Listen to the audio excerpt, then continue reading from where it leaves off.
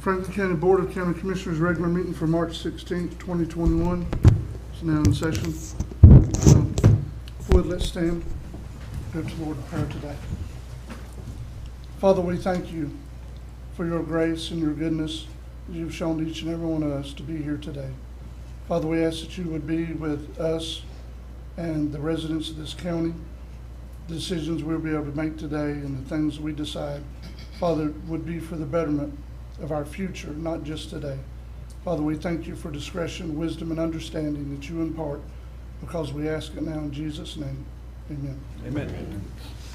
Pledge allegiance to the flag of the United States of America and to the republic for which it stands, one nation, under God, indivisible, with liberty and justice for all. Oh, sorry.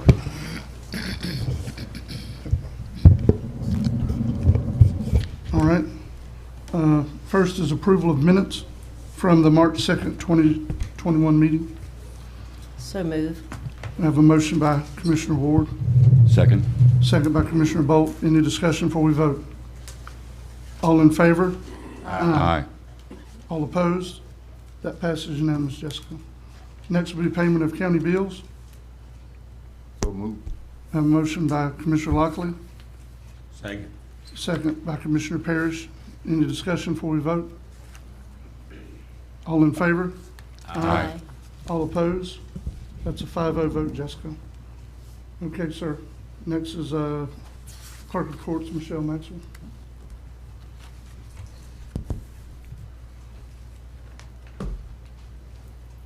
On March 16th through March the 20th was declared Government Finance Professionals Week for Franklin County by a resolution that was entered on March the 17th, 2020.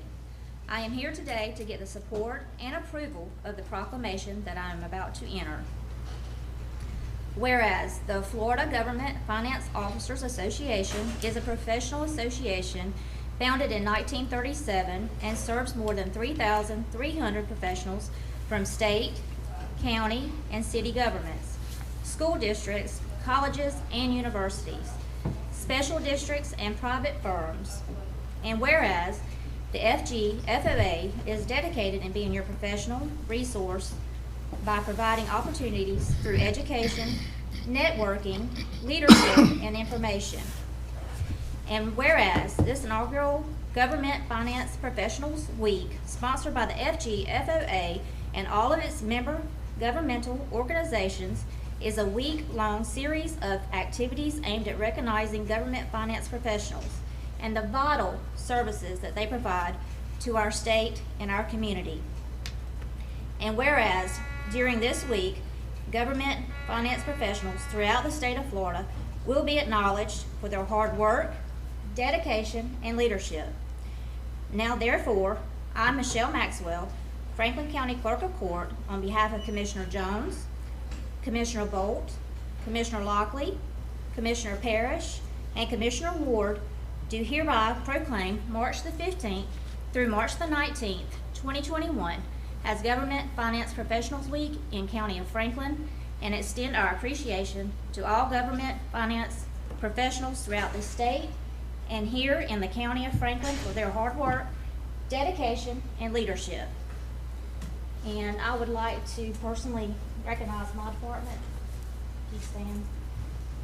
I have Linda Phillips, who is my finance director, Lauren Liberto, and Danny Gay, my finance clerks. I appreciate you guys for all you do, not only for my office, but for Franklin County, so thank you guys.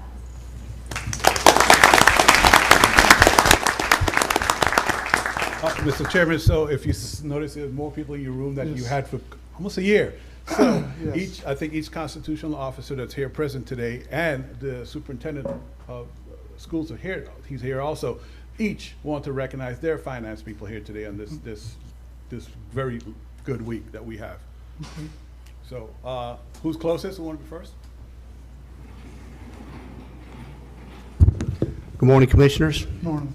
How's everybody? Great.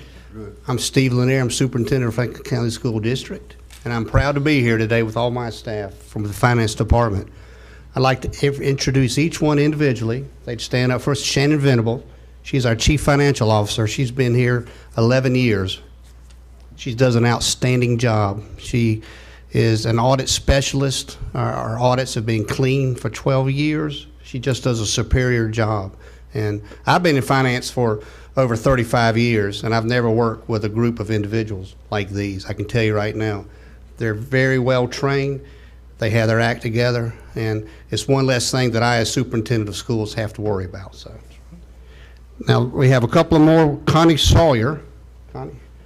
Connie has been with us for 28 years, and she works out at the school, and she's the bookkeeper out there. So, Connie. Then the next one will be Diane Curry. Diane's been with us for 6 years.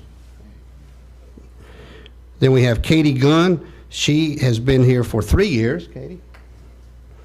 And last two would be Allie Millender. She's our payroll specialist. She's been here for 2 years. And then Nicole McNair. She's our most recent hire, been here for 1 year.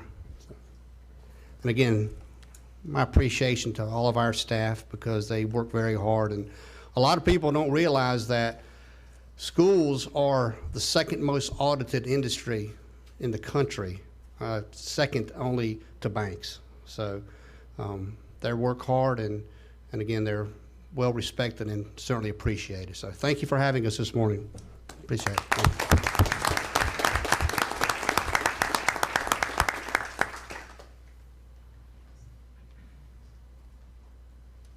Good morning.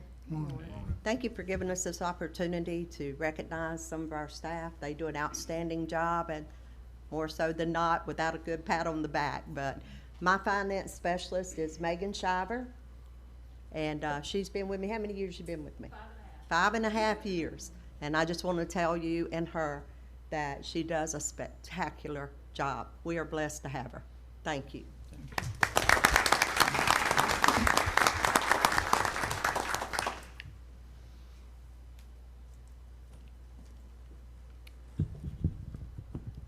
Chairman and Commissioners, I'm Rick Watson, Franklin County Tax Collector. I brought about half of the dream team I've got in my office. I'd like them to stand. Marzetta Davis is the Finance Director. Amy Cook is the Office Manager for the office here in Apalachicola. Ravina Ramsey is the Property Tax Administrator. All of them have worked in tax collector's offices longer than I have. I rely on them greatly and appreciate all that you do. Thank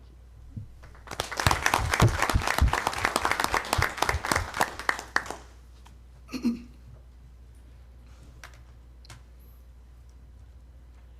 Good morning, Commissioners. I'm Heather Riley, Franklin County Supervisor of Elections, and I'm so grateful for the opportunity to show appreciation to our Finance Officer, Jennifer Hicks. She's been with the office for 6 years, and she's been in charge of our finances for the last 4, and she does a phenomenal job, and we are thankful to have her.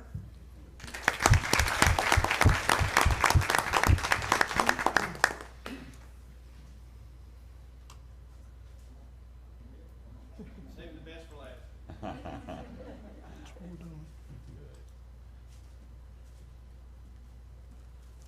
Good morning, Commissioners and everybody else. A.J. Smith, Sheriff Franklin County, and thanks, Michelle, for putting this together. I didn't realize this was a week, but thank you. And I think everybody knows Ginger. She does a phenomenal job for us as well, and I think all the constitutionals and the superintendent have some really great staff working for us from top to bottom, and I'm just going to give her a little something to put in her office, but thank you.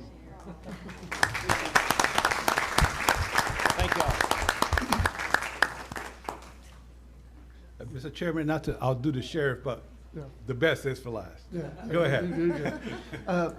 So in a switch for us as a board, I also would like to recognize our financial person.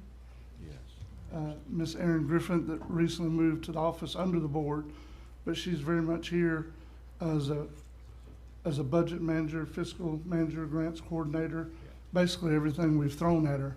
And but so appreciative. Erin, how long have you been working for the county? Actually 17 years for the county. 17 years. Thank you for everything you do. We really appreciate it. Amen.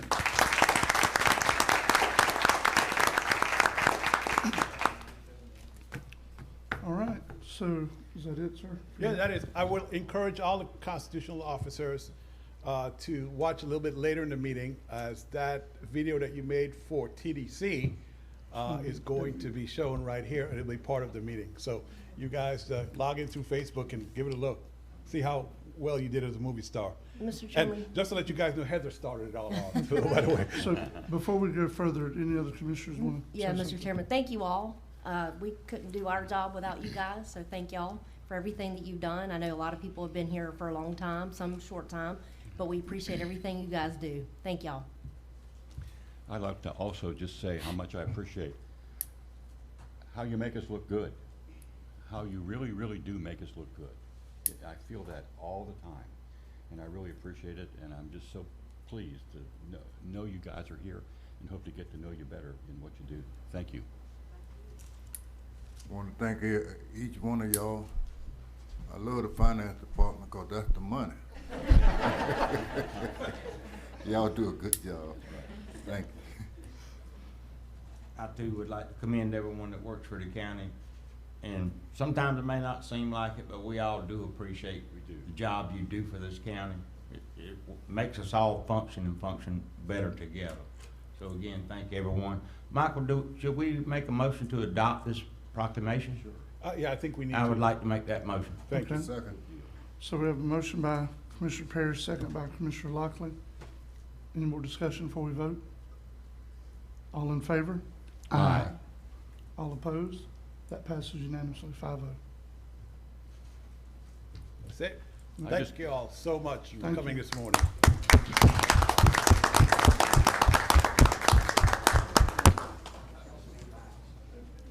I think a tax collector stays. Yes. Mr. Watson, you're next on the agenda, so.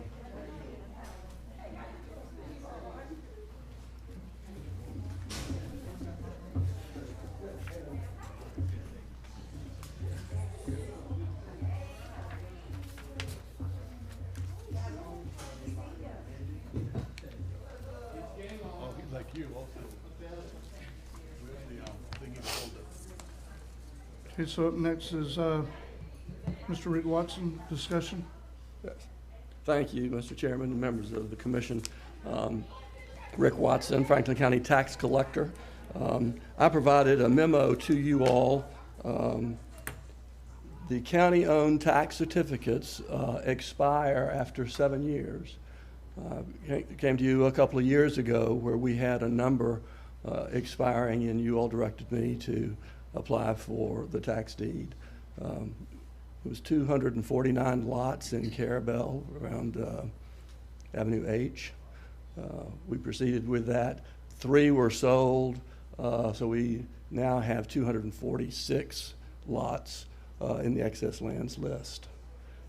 The county holds those for 3 years, and at that time then owns them completely. We have fewer this year.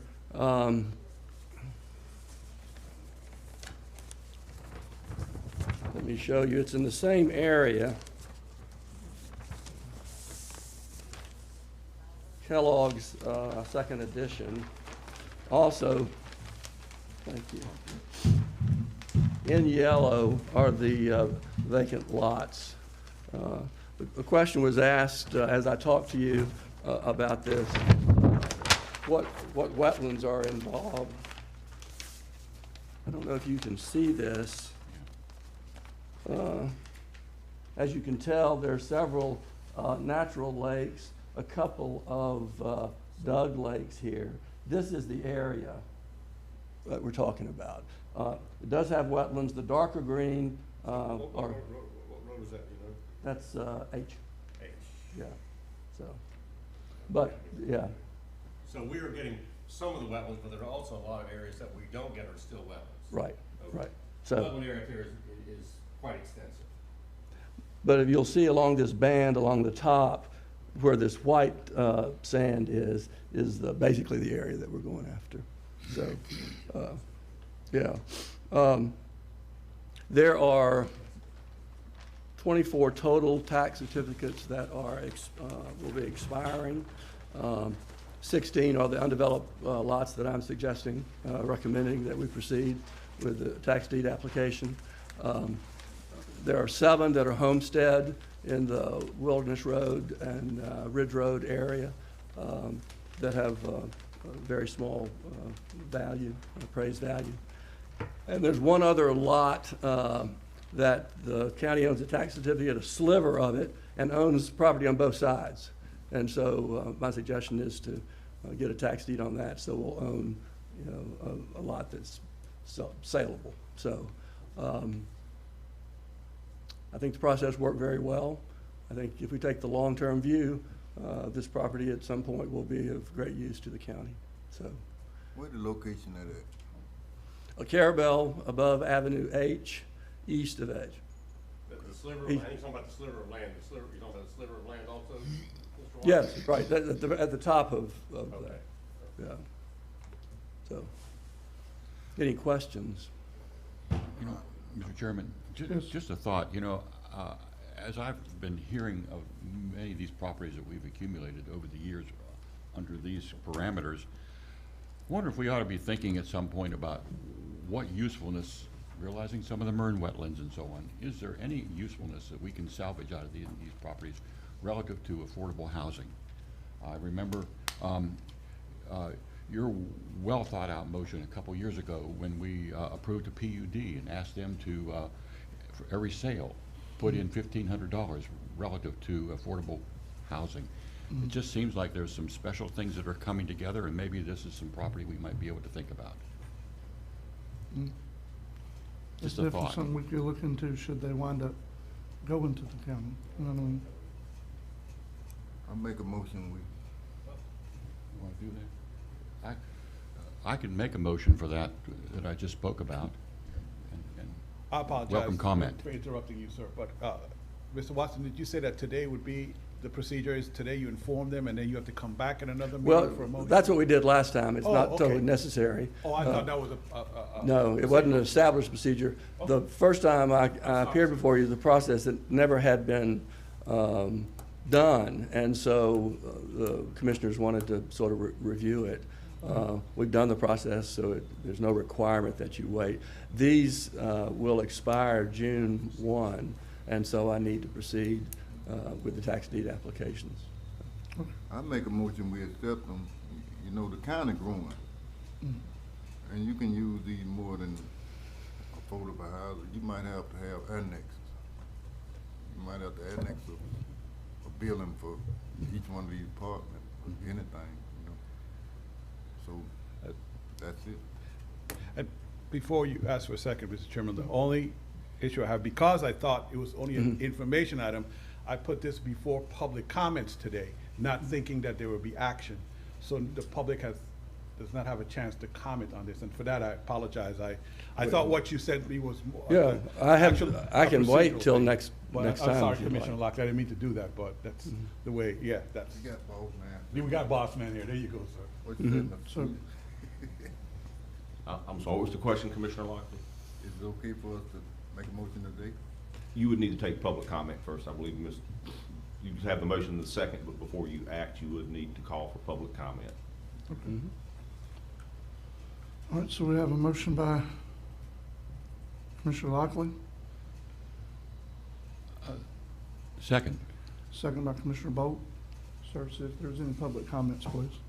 All right, I've 13 people on the line. If you would like to comment on this particular motion that's in front of the board, at this moment, please, if you're an electronic device, please just hit the raise hand feature. If you're using your phone, you hit *9 in order to raise your hand. Any public comments on this question? I have one, Commissioner, Mr. Evan Thomas, and I'm going to unmute him.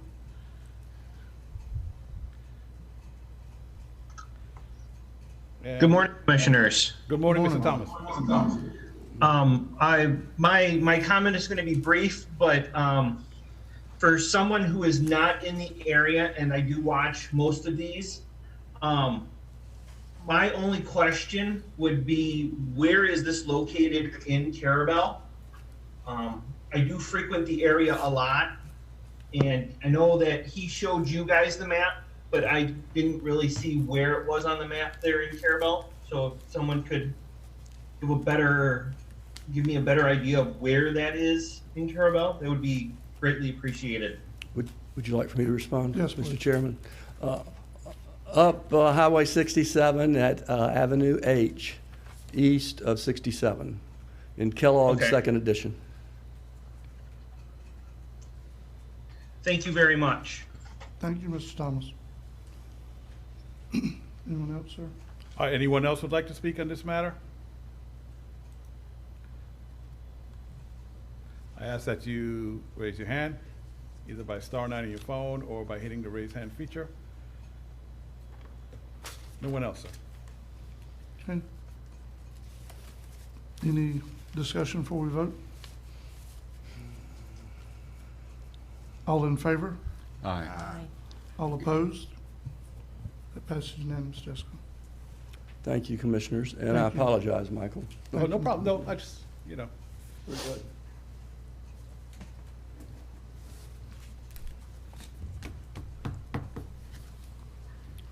Okay, up next is Sheriff A.J. Smith. Discussion.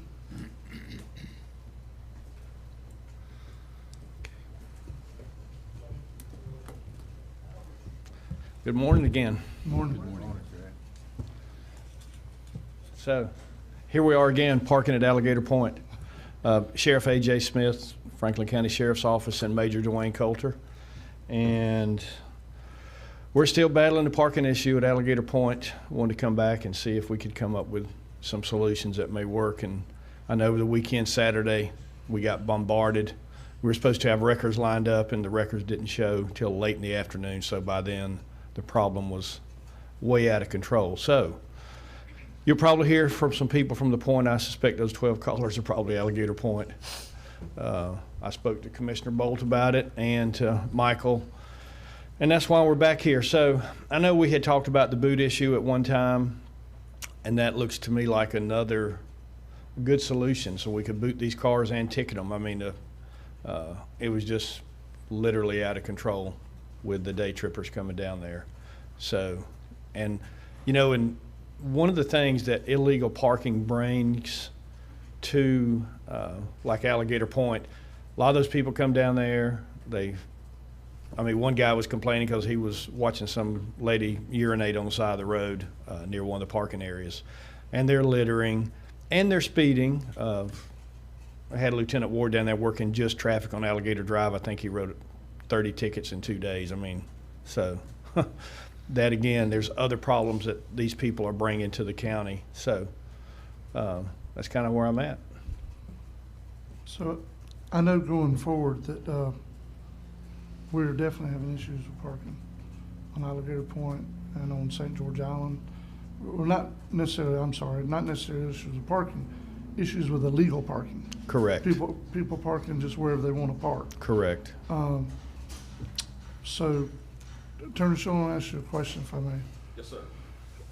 I know from talking with the sheriff yesterday, he was talking about these possibilities he's talking about with booting and other things would require this board amending our ordinance, would it not? That is correct. Okay. Is that something, if this board votes on today, that you could have ready possibly our next meeting in April? We should be able to have it ready at that point, yes. Okay. I would want for Mr. Morone to check with other counties, and maybe the sheriff could help identify counties that have used booting in the past to figure out, you know, what problems they've had and how we can avoid, you know, repeating mistakes that other people have already committed, learn from their mistakes. But that would be my only comment. But if the board directs a public hearing, we should be able to get that ready for the first meeting in April. Okay. Thank you for clarifying, because I didn't realize it had to be a public hearing, so thank you. Yes, sir. Question, Yes. what kind of land, is we got any land over there to make a parking lot? I'll let the Alligator Point expert talk. Oh, well, we have land, the problem, that our land, we have 7 acres of land where the road is washing out that we bought from Capital City Bank. The problem is there isn't a beach there. And the beach would be, I don't know, starting a mile away or so. So we could park cars there, but no one's gonna stay there because they're gonna either, well, they won't even park there because that's not where the beach is. That's the problem with the arrangement on Alligator Point. The beach is further down the point. The parking area is closer up here. And, I mean, you know, admittedly, the area we have isn't open for parking now, but I would say even if we opened it, and I defer to the sheriff, because he knows the public out there better than I do, that I don't know you'd get many people parking there because there's no beach for them to utilize if they were parking in the property that we own. When you go further down, the problem is that further down, we've created some parking areas, but they're hard to manage. And once one car is parked there, then someone adds to it, and the problems proliferate. The areas, and the sheriff's already said this, there's no bathrooms down there. The area that we own, we could build we didn't need money, but we have enough land to build a bathroom and have a parking lot there. It's just the beach isn't there, and that's why I reiterate, although we can't solve the problem today, that's the solution, is to get money and put a beach there and put the people there and then stop all this other parking. But that's a long-term $1 million project to build a beach on Alligator Point where we have land. The other places are just street ends, Commissioner, and there will never be adequate land, and we'll never solve the problem with the residential conflict that goes on there with the day trippers. Mr. Chairman, this booting is going to be not a solution to the problem, but it'll be a solution to the problem that's existing right now that we can handle right now. Well, I think it's something good to try. I mean, last year, the wreckers going and towing the vehicles works great, but we only have 2 wrecker services. And if they're busy, then we got no wreckers, and then they just take over. And actually yesterday, or Sunday, we decided to ticket and tow them. So people were getting, and we only got 3 towed because they didn't get there till late. So we towed them and ticketed them. So, I mean, it costs them a lot of money if they go down there and illegally park. The $25 county ordinance citations, I mean, those have no teeth because we can't get any sanctions against their driver's license or something like that. So that's really useless. We got to step our game up, and I'm hoping that once they know that we're booting cars and that it's going to cost them not only to get the boot off, it's going to cost them a ticket. When they come to their car, they're going to get a uniform traffic citation. That's $106. They're going to feel the burn, and hopefully they'll not do it. I mean, we've advertised, we've done stories. They know, most people should know. But then again, some of the people that are going there, a lot of the violators are college students, and they may be transit. They come, they may be a senior this year and they're gone next year. So you got a new crop coming in. So that's kind of something where I think it's going to be an ongoing problem until we get either shut it all down or we get a place where they can go. So, but I think this is a good temporary solution. The other problem is, and I just mentioned this anecdotally, is that we allow 2 things on our beaches that the state park doesn't allow: dogs and alcohol. And that's the other incentive that's driving everybody to the beaches of Alligator Point versus the state park on Ball Point. And I mean, and the state park has been very rigorous about enforcing no dogs and no alcohol. And yeah. Really. And actually, this weekend at Alligator Point, and it may have happened at the island, the Ball Point filled up, and as soon as it did, that's when the influx really took over the places where they couldn't park, and so the illegal parking started. But so people are using Ball Point then? Oh yeah, they're using it. Okay. It just fills up. Okay. But that has been one of the things people, well, I don't want to go there. I mean, you're correct there. I don't want to go there. Can't take my dog and I can't drink. But people are still going there. But they have a limited number. Ball Point probably, what do you think they have? 40 spots maybe? Yeah. Maybe 40 spots. So they're very limited as well. It's nothing near what they have on St. George. I wonder whether we could encourage the state park to build. I mean, they're just Lime Rock parking lots down there in Ball Point. They're not that expensive. Why can't we get the state park to increase their capacity, I wonder? Yeah, I don't know. I mean, they look like there's some other areas down there where they could make additional parking. Especially on the other side, on the land side, they've got some roads. Yeah, yes, correct. Because all that belongs to I think to the Park Service. I mean, they own 1,600 acres of land down there. Mm-hmm. Mr. Chairman, the APRC, don't they do beach renourishment? Aren't they doing working on a project going that way? But it's more of a shoreline protection.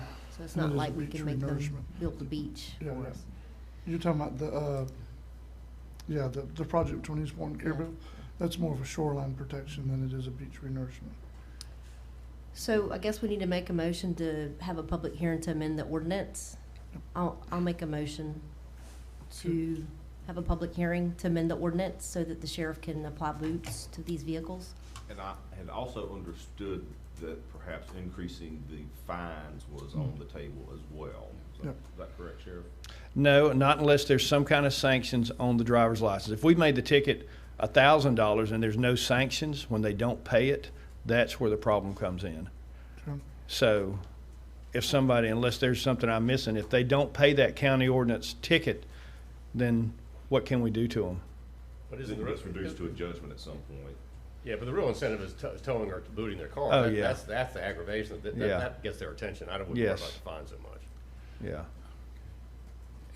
And you know, just to comment on this too, we have a huge safety issue here. The photographs that you sent me of the violation of parking, one of them, if you look at the long distance in that photograph, the car that was in that photograph heading eastbound on Alligator Drive was over on the center line of the road to avoid all the cars that were misparked and illegally parked on the side of the road. Not to mention the fact that when people do open their car door onto the road, they risk being hit by another car traveling on that road. That's the huge safety issue. And I know we're kind of muddying up the water here a bit, but I continue to worry about the safety issues here and the disobeyance of what we have going on here. There's a big part of me that wants to remember that these beach accesses were, as I've been taught by the folks who live at Alligator Point, were meant specifically for the residents only to have an easement to go to the beach. It wasn't meant for masses of people that we're beginning to see here. And although this is a public piece of property, there's a big part of me that thinks that we might want to consider shutting those beach accesses down at this point in time. And I know I said that before, and I don't have an appetite for closing down public issues like this, but this is a frantic situation, and it seems to me that might encourage the state to build more parking places than where they are. We shut our issues down because of safety issues, and move forward with haste in considering that alternative parking space at the old KOA and beach bathrooms in that area. And then, as you know, the other side of that is that, again, as we consider nourishing the seaward side of our newly repaired Alligator Drive, that nourishment is, in theory, planned to go east and west, I think a mile from the center line of that road, which then will give us beach access at the 100-car parking spot that we're talking about. So I realize this is a future situation, but I think we really have a lot of things to coordinate here this morning beyond booting cars. So the motion on the floor is to move forward with a public hearing. Yep. To allow possibly booting cars and or other, whatever the discussion comes up to be at the public hearing to amend our ordinance. Commissioner Ward. And I'll second that. Okay. Go ahead. We talk about this every year. We're talking about it every year. Yep. But we're not moving that.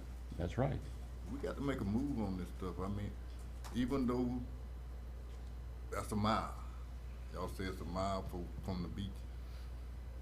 A mile is not too far to walk. It's not that long. I walked a mile plenty of days. And we got to do something before somebody get killed or seriously hurt out there. That's all I got to say.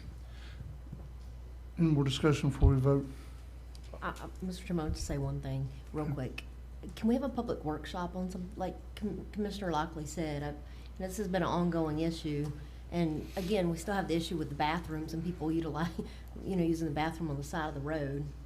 To me, that's a health department nuisance issue, health hazard issue. I don't know about maybe if we had maybe a public workshop, invite the sheriff, some people to hash this out, try to figure this out to get a permanent solution for the future. So we're not revisiting and rehashing, as Commissioner Bolt, this issue every year.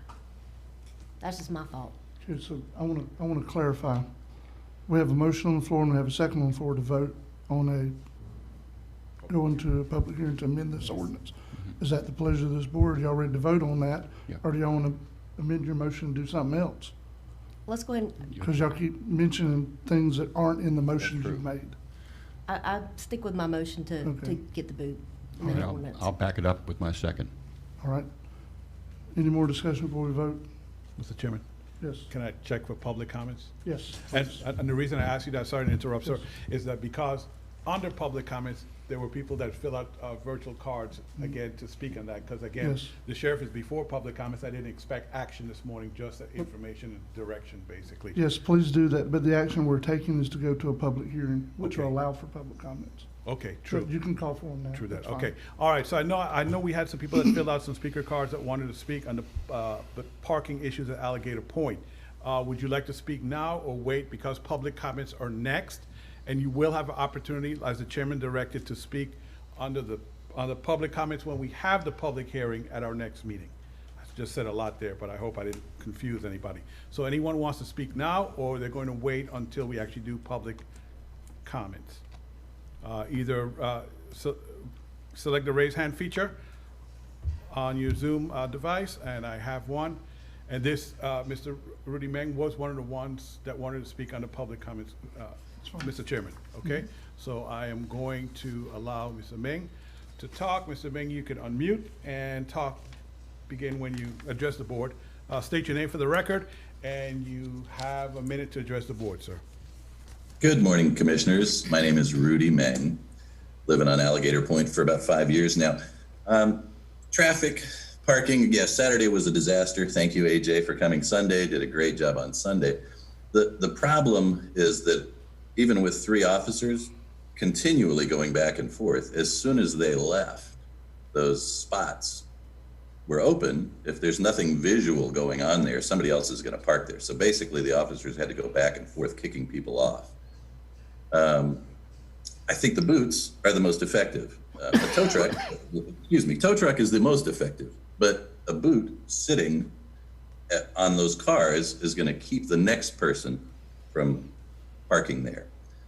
The worst was there were people parking directly in front of the no parking sign. It was ridiculous. Blatant disregard for the law in the area. So again, 100% for the boots, however we get that moved forward.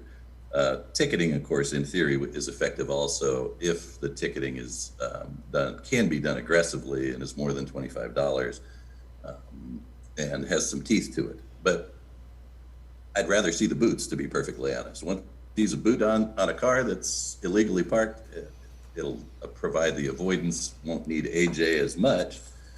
We can just call when it gets effective. So please move forward with the boots if that will work.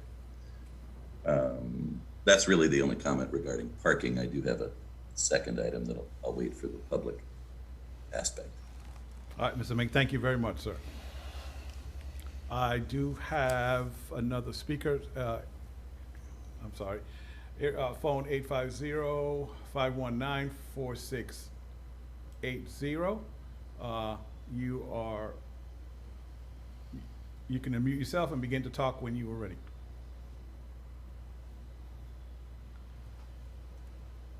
Hello. Yes, good morning. Go ahead. State your name for the record and address the board, sir. Yes, so my name is Jim McCloy, and I have a house on Alligator Point at 1439 Alligator Drive. I'm one of those people that I used to be the president of the association, and I've been dealing with this for about 12 years. The problem is worse than I've ever seen it. AJ and his staff are doing the best they can, but it's literally overwhelming. They can't write tickets fast enough. The tow trucks can't tow fast enough. Towing and ticketing is not working because there's too many cars and they're moving too fast. And if you write a ticket and somebody else parks in the same place, as Rudy just said.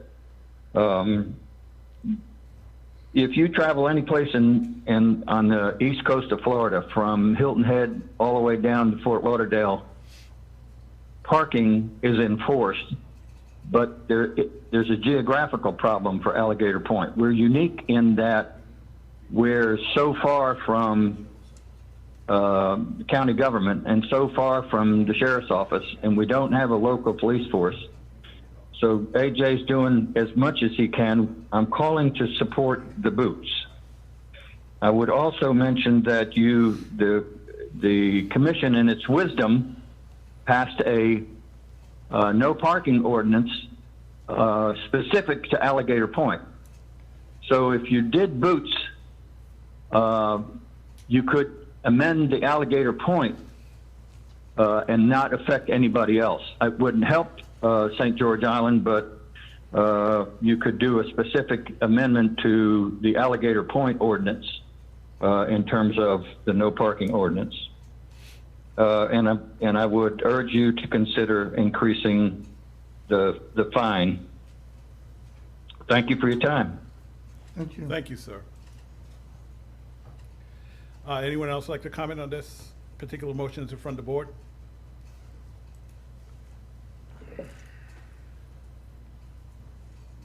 No, sir.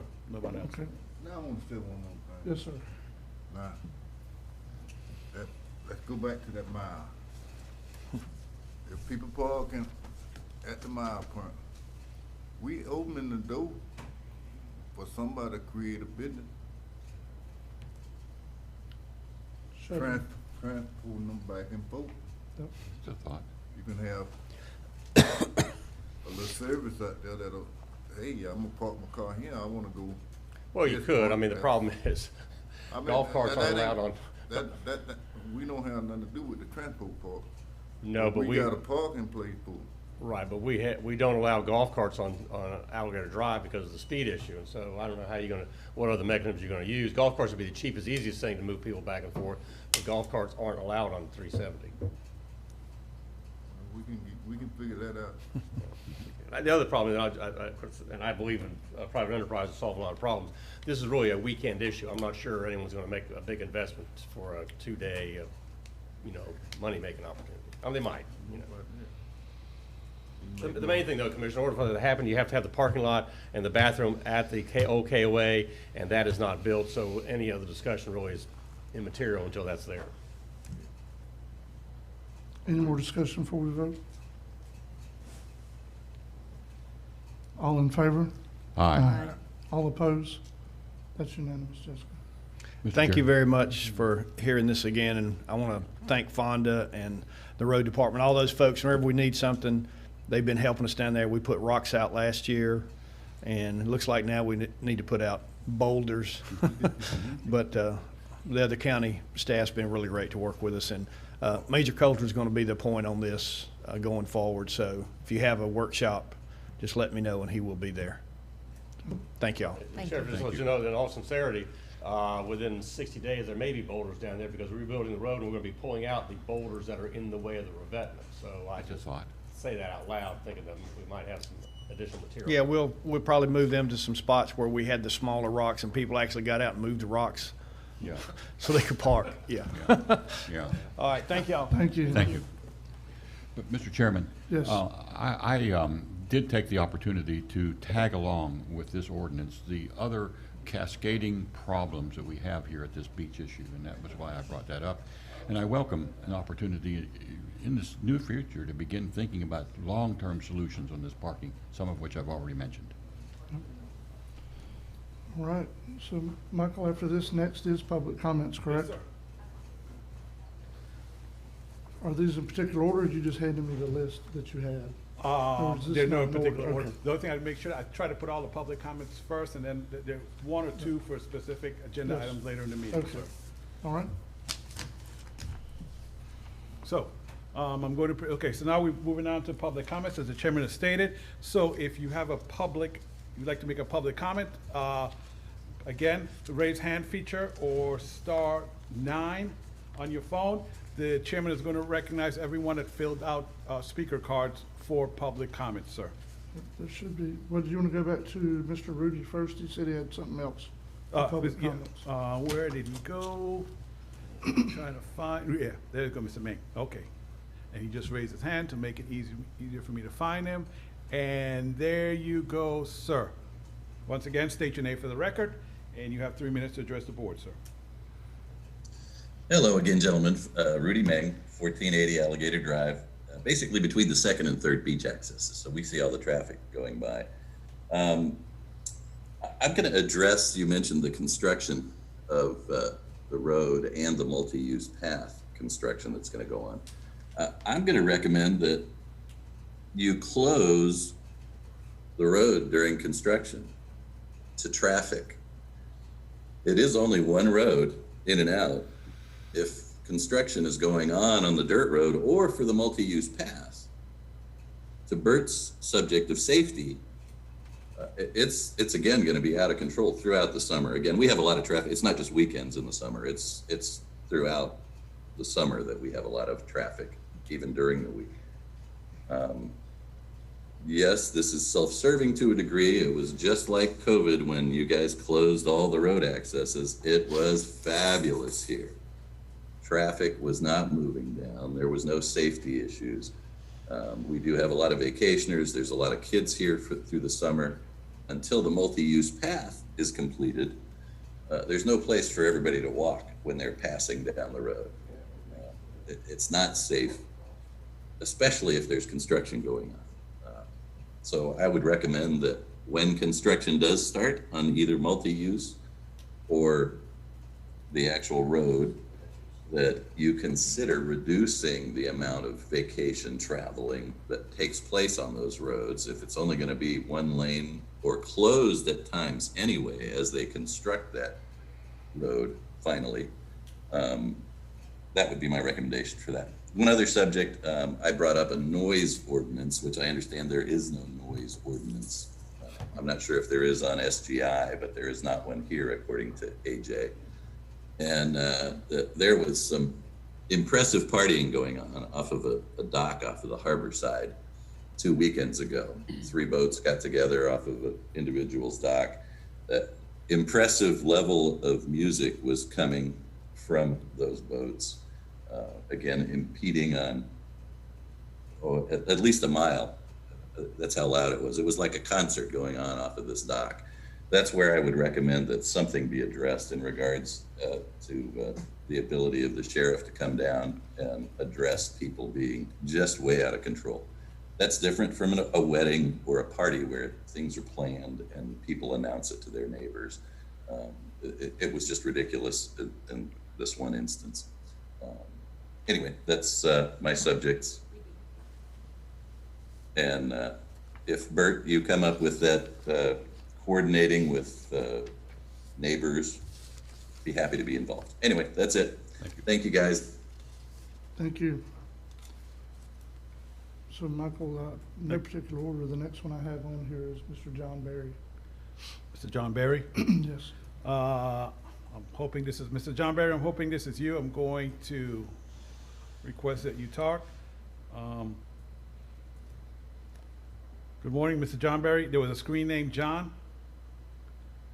You need to unmute your own phone, Mr. John, your own device, Mr. John Berry. You can start, state your name for the record. You have 3 minutes to address the board.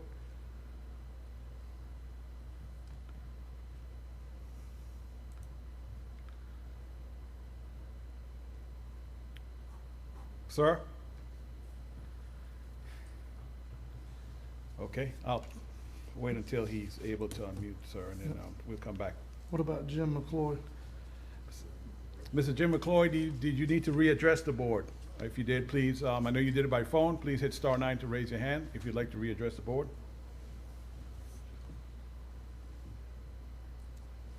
He did not, sir. Okay, Stephen Fling.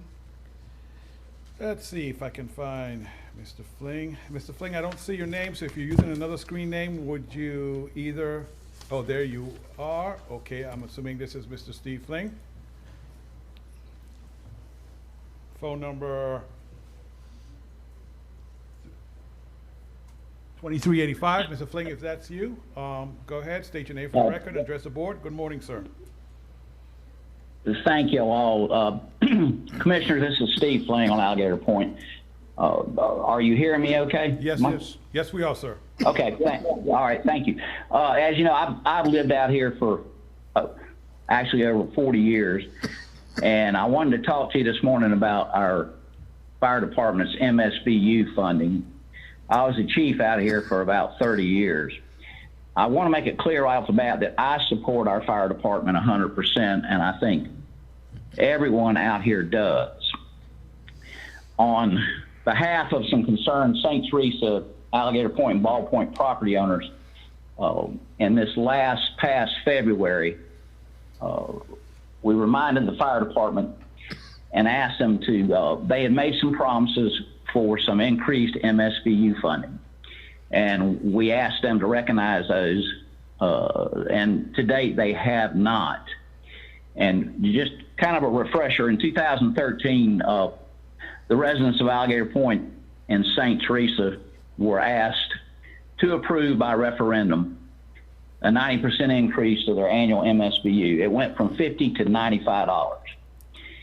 And in exchange for the increased MSBU, the residents were to receive some fire and emergency response increased services. And specifically, the additional assessment was a request promised by the VFD to fund 3 separate projects. Number 1 was to purchase a ladder truck to enable rescue in, as you know, our new higher mandated homes. And number 2 was to build a new fire station. That property had been donated by the St. Joe Land Company, and it was located at Alligator Drive in 98. And it was to house the ladder truck. And thirdly, to benefit the St. Teresa property owners, we were going to purchase a fireboat, or propose to purchase a fireboat, which once in service on the Alligator Point Bay would lower their fire insurance rates. And of course the referendum was passed. The VFD has collected approximately $780,000 since that was increased in 2013, and of which $360 represents the increase for the specific enhancements. Hey, Steve, you have less than 30 seconds. I kind of want you to wrap it up so we don't cut you off. Anyway, but nothing has been accomplished. And we did do a quick Florida, not a quick, but a quickly Florida records request was made, and there were some questions as to how they had used their funding. But the long and short of it was they've spent over $200,000 and nothing has been done. And they've actually rejected those 3 goals. And I would like to ask the commission that, to have a true audit done of the fire department, the same as they did for Lanark Village. And then once that's completed, then the community's money can be accounted for, and it can be either returned as it hasn't been used for its intended purposes, or the intended purposes can be implemented. Sure. And that's what I want to ask the commission to consider. All right, thank you, sir. Thank you. Thank you, Steve. All right. So Mr. John Berry and Mr. Jim McCloy were not on the line, correct? Yes, let me give Mr. John Berry one more shot. Mr. John Berry, if you're on the line, could you use the device you're on and hit the raise hand feature so I could make sure I didn't miss you in any way, if you still like to speak? No response, Mr. Chairman. Okay. So up next is Department Director's Report. Mr. Howard Neighbors. Good morning, Commissioner. Good morning, Howard. How y'all doing this morning? Doing good. I got no action items. We have been grading roads. It's finally dried out a little bit, so still digging ditches and getting a lot of our stuff ready to cut grass, because all the grass season's starting to come up. Grass is starting to grow also. And I got one thing from Mr. Noah, the update on the lights on 98 that I looked at. The one in front of Shallow Lane is working now, and we got one more pole that's got a light on it that's in front of 25th Street, which ain't working. I looked at the pole trying to find the pole number, but there's no number on the pole. So, okay. Well, how that lightning is out there in the area? The lights is good up to Shallow Lane, and past Shallow Lane to Burger King, there is no lights. No Burger lights? King. Sir? You said no lights? No lights from Shallow Lane to Burger King, there is no light. But the one pole's got a light on it, but it's not working. Okay. Well, that area where no light, we need to get with Duke Energy and get some lighting, and them people need some lights out there. Okay, I know I talked to Michael about it, and we needed a poll number, but there is no poll number on the poll. I'm sorry, there is no poll number on the poll? I couldn't find it, no, sir. All right, okay, let me try and work with Duke and see. Have Virginia email me the exact location, or take a picture of it, and I can forward that to Duke, and maybe they can pinpoint it that way, okay? Okay. Thank you, Howard. Yeah, So- the bulb may be blowed, it looked like it got a bulb in it, so, but it's not working, so, Okay, thank you. thank you. But on that other issue, he says there's no light in that area, in the Shadow Lane area. So there's, No, from Shadow Lane to the IGA is what I'm Right. talking about. yeah, so, But we need some light. so you need new poles and streetlights is what we're saying? Right. Okay, that's different, okay. That's Yeah. So if you put more lights up, the lights gonna have to be mounted to the pole, because there's no lights on the pole. Okay, Well, I'll make a motion that we get some lights out there in the people area. All right. So we have a motion by Commissioner Lockley. And Commissioner Lockley, I want to make sure I understand, you're wanting to add light poles from Shadow Lane Drive out to the old Burger King, so potentially. if I may, so Howard, are you saying there are poles there, just no lights on the pole, or they need? Yes, sir, no lights on the pole. We got one in front of 25th, it's got a light that's not working, but from Shadow Lane to 25th, there is no lights on the pole. Okay, so I need to install lights on those poles. Okay, that's what, yes, thank you, Mr. Chairman. Clarifies what we need to do. Okay. All right, Mr. Chairman, is this on Highway 98 we're talking about? yes. It is on Highway 98? Is this on the highway? Yes, sir, Highway 98, south side of the road. Okay. I'll second his motion. All right. So we have a motion by Commissioner Lockley, second by Commissioner Parrish to add these lights between 25th and Shadow Lane. Any discussion before we vote? It's a black zone in there at night when you go through It's this. a dark area. I done went to IGA at night. And it get dark and that ain't good. That's not good. So all in favor? Aye. All opposed? That motion carries unanimous, Jessica. Anyone else have anything for Mr. Howard while he's here? Howard, thank you for everything that you and your guys are doing. Yep. It has not gone unnoticed. I cannot tell you, sitting here right now, because we don't want to take the time, how many people, because I'm a captive audience at Napa, kind of, how many people have come in and expressed their thanks for you guys for what y'all do. Thank you. Road Department's doing a great job, Commissioner. All of them work good. Everybody gets along. So, you know, we the ones called out in a storm or 2 or 3 o'clock in the morning or during a hurricane. It's the Road Department. Thank you, Howard. Thank you. And you know, Mr. Chairman, we want to Yes. begin thinking about celebrating the opening of his new facility there at the road department. Oh, Howard, while you're here, do you have an update about when that might be happening? I think a couple more weeks is looking real good. They put the cabinets in now. They supposed to pour the sidewalk, I think, tomorrow. So hopefully in a couple of weeks it should be good to go. Okay, sounds good. Thank I you got for one remembering more that. update while y'all there. Is on our inmate cruise. We got no inmate last week. They had them all on lockdown on county contraband. And also, as of now, we get 1, maybe 2 inmates per crew. So still real short on inmates. Thank you, Howard. Thank you for updating us on that as well. You will. All right, so I know, I think Fonda's on vacation. Is he with us? Or, nope, he is. There's Mr. Davis. Go ahead, sir. Yeah, good morning, Commissioners. Morning. I do not have anything for you all this morning. You right. Look, where are you heading, Fonda? Orlando. Well, That's okay. original. So I'll talk to the sheriff about this film this video we're watching right now. Okay. Hey, guys. Hey, he's not the one doing the filming. Y'all have fun. Be careful. Okay, appreciate it, Commissioners. Yeah, thank you. Just have my phone if you need anything. Hold on. I have one thing for Fonda. I was notified this morning that about 4 of the lights going around the walking track at D.W. Wilson is out. and as the time has changed, it's still dark early in the morning, could we get somebody to check those lights? Probably the bulbs are out or something? On the Yes, sir. lights going around the walking track. Yes, sir. We have reported that to Duke. I will follow up on it. Thank you. All right. Anyone else have something for Mr. Davis while he's with us? Hey, man, y'all have a good trip.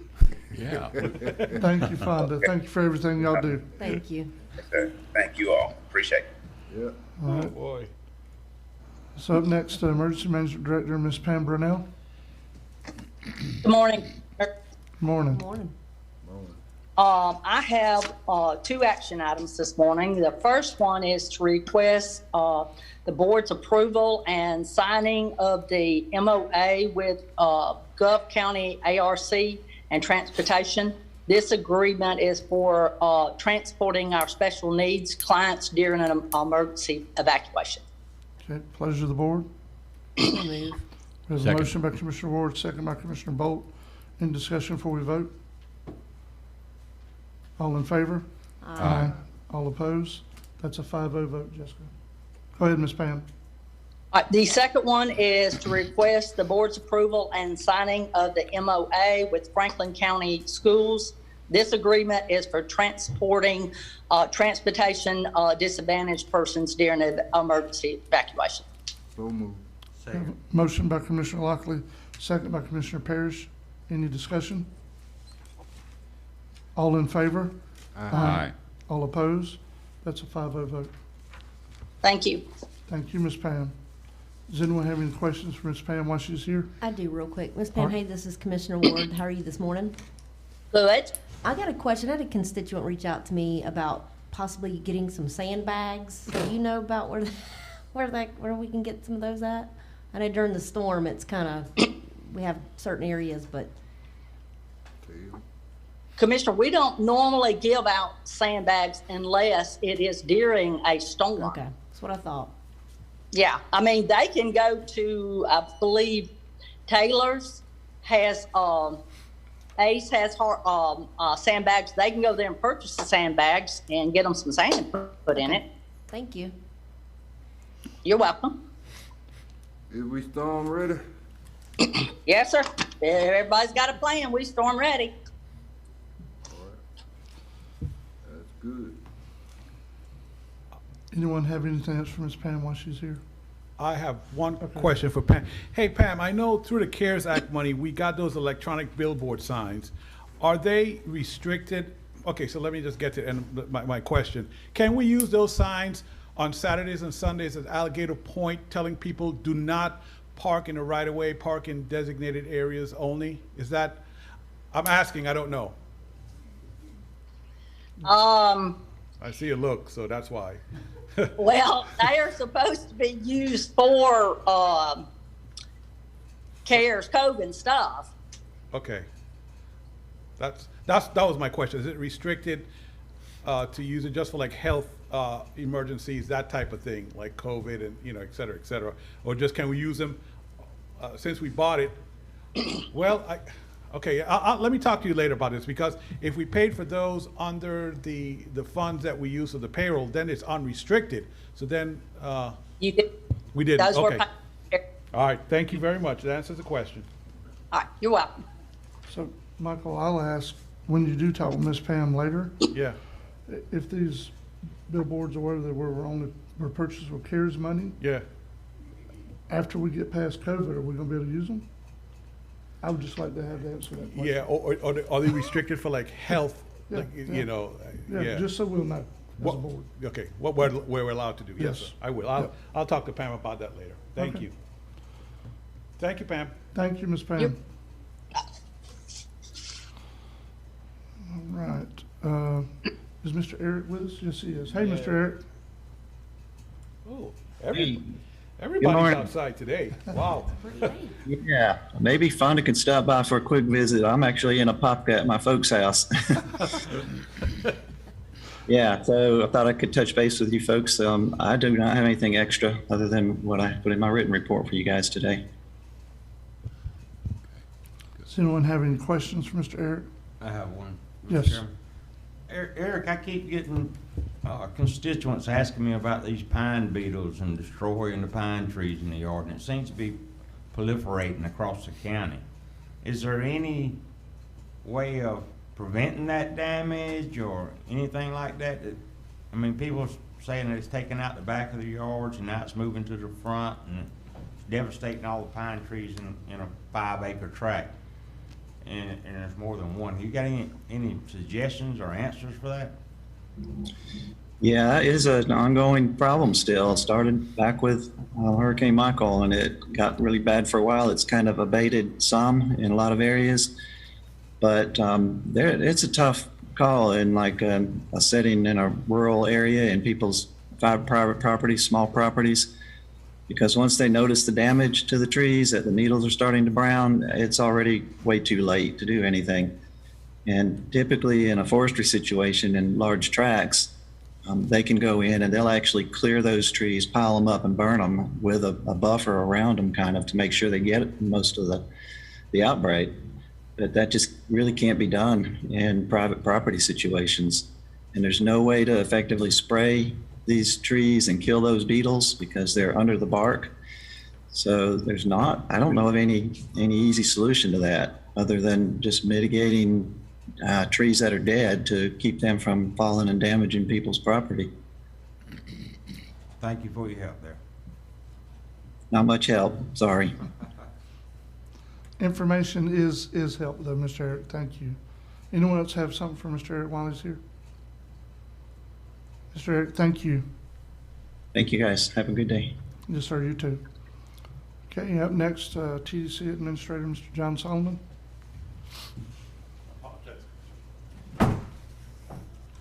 And while John is walking up, I know we have a very lengthy agenda today.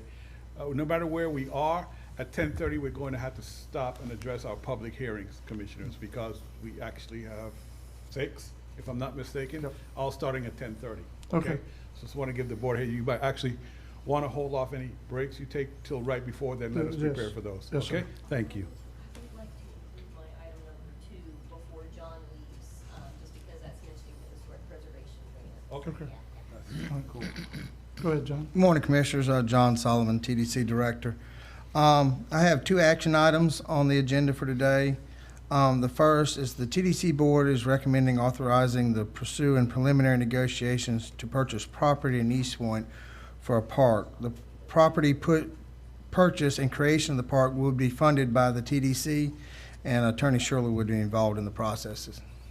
I make a motion to purchase the property or direct TDC to purchase the property.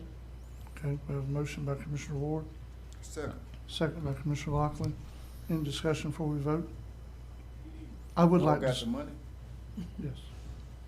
Okay. Yep. I would like to say, as your representative on the TDC, commissioners, we're being vague on purpose because we don't need to publicly talk about somebody's property that we haven't put out an offer to yet. But we're just trying to do it the right way. So the TDC board has been involved in this and our board's involved. And any more discussion before we vote? I'll say, can I add one thing so when the motion is made? Oh, in case you need a minute. I would like to make sure that Attorney Schuler is involved in that process because, he knows the TDC rules and what we can and can't do with that, so he can be, consult with that as we progress with that, sir. Do we need to add it to it, or is it kind of, did you understand that when you made the motion? I did. Okay, thank you. All right, all in favor? Aye. All opposed? That passes unanimous, 5-0. Thank you, Commissioners. The second thing is the TDC Board recommends the approval of renewing TDC Board member Janelyn Dowden for another 3-year term. She is our at-large lodging provider from Carabel. So moved. We have a motion by Commissioner Parrish, second by Commissioner Lockley. Any discussion? All in favor? Aye. All opposed? That carries unanimous.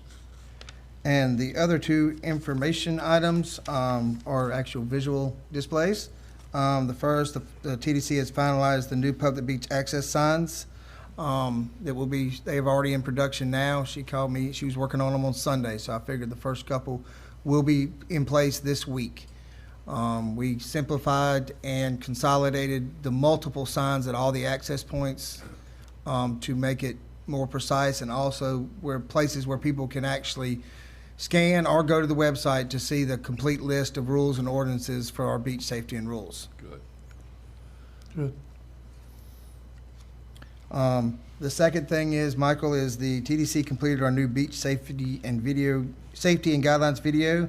We'd like to thank everyone who participated in the production of this video. We're thankful to have so many leaders in our community willing to take the time away from their busy schedules to help in the creation of the video to spread the word about the community beach ruling guidelines.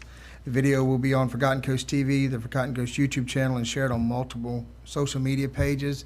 And I would like to say, from my knowledge, this is the first time that we've got all the community leaders together on a TDC project, and it was amazing to be able to, how easy it was, and we thank every one of you for participating.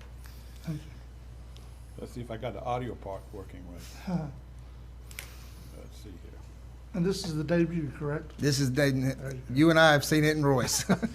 I've seen it many times. We would like to welcome you to Florida's Forgotten Coast. We hope you enjoy your stay here in Franklin County. We'd like to take this opportunity to remind you of some of our safety guidelines for our beautiful beaches. Here on the Forgotten Coast, we love pets. Please observe our leash laws on the beaches and on other public places. When visiting Franklin County beaches, please be aware of the beach flags and conditions. You can download the Forgotten Coast mobile app for the most recent conditions. It is very important to us here in Franklin County that we make all our beaches accessible to everyone. We have placed mobile masts at different assets throughout the county. We plan to add more the coming year. Franklin County has some of the most beautiful beaches in Florida. Let's keep it that way. Remember, remove all your trash before you leave and leave only footprints. We welcome you to enjoy our beaches. But at the end of the day, please remember to remove all your beach gear before 9 p.m. Remember, May through October, we have other visitors here, the sea turtles. So we need to keep our lights off at night on the beaches as well. Your safety is important to us, so please remember when visiting our beautiful beaches, you're swimming at your own risk as we do not have lifeguards on duty. We hope you enjoy your stay here, but please remember, no glass bottles on our beaches. When visiting our area, please park in designated parking places only. Don't park in the county right-of-way or on private property without permission. Go to floridaforgottencoast.com/beach safety for a complete list of county and beach ordinances and safety rules. Thank you. Thank you. Thank you. Thank you. Thank you. Thank you. Thank you. Thank you. Thank you. Thank you. Thank you for visiting Florida's Forgotten Coast. Help us keep our beaches as beautiful as they are today for future visitors and residents.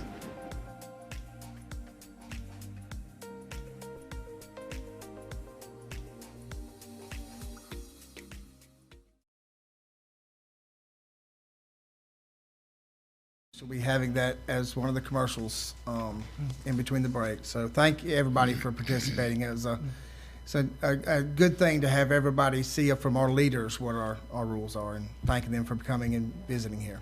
Yeah, and also very timely messages. So yes, sir. Yeah. Yeah, it would have been cool for the parking message to come from the sheriff, though, since he was just here this morning. That would have been really cool. We did request. Oh, okay, cool.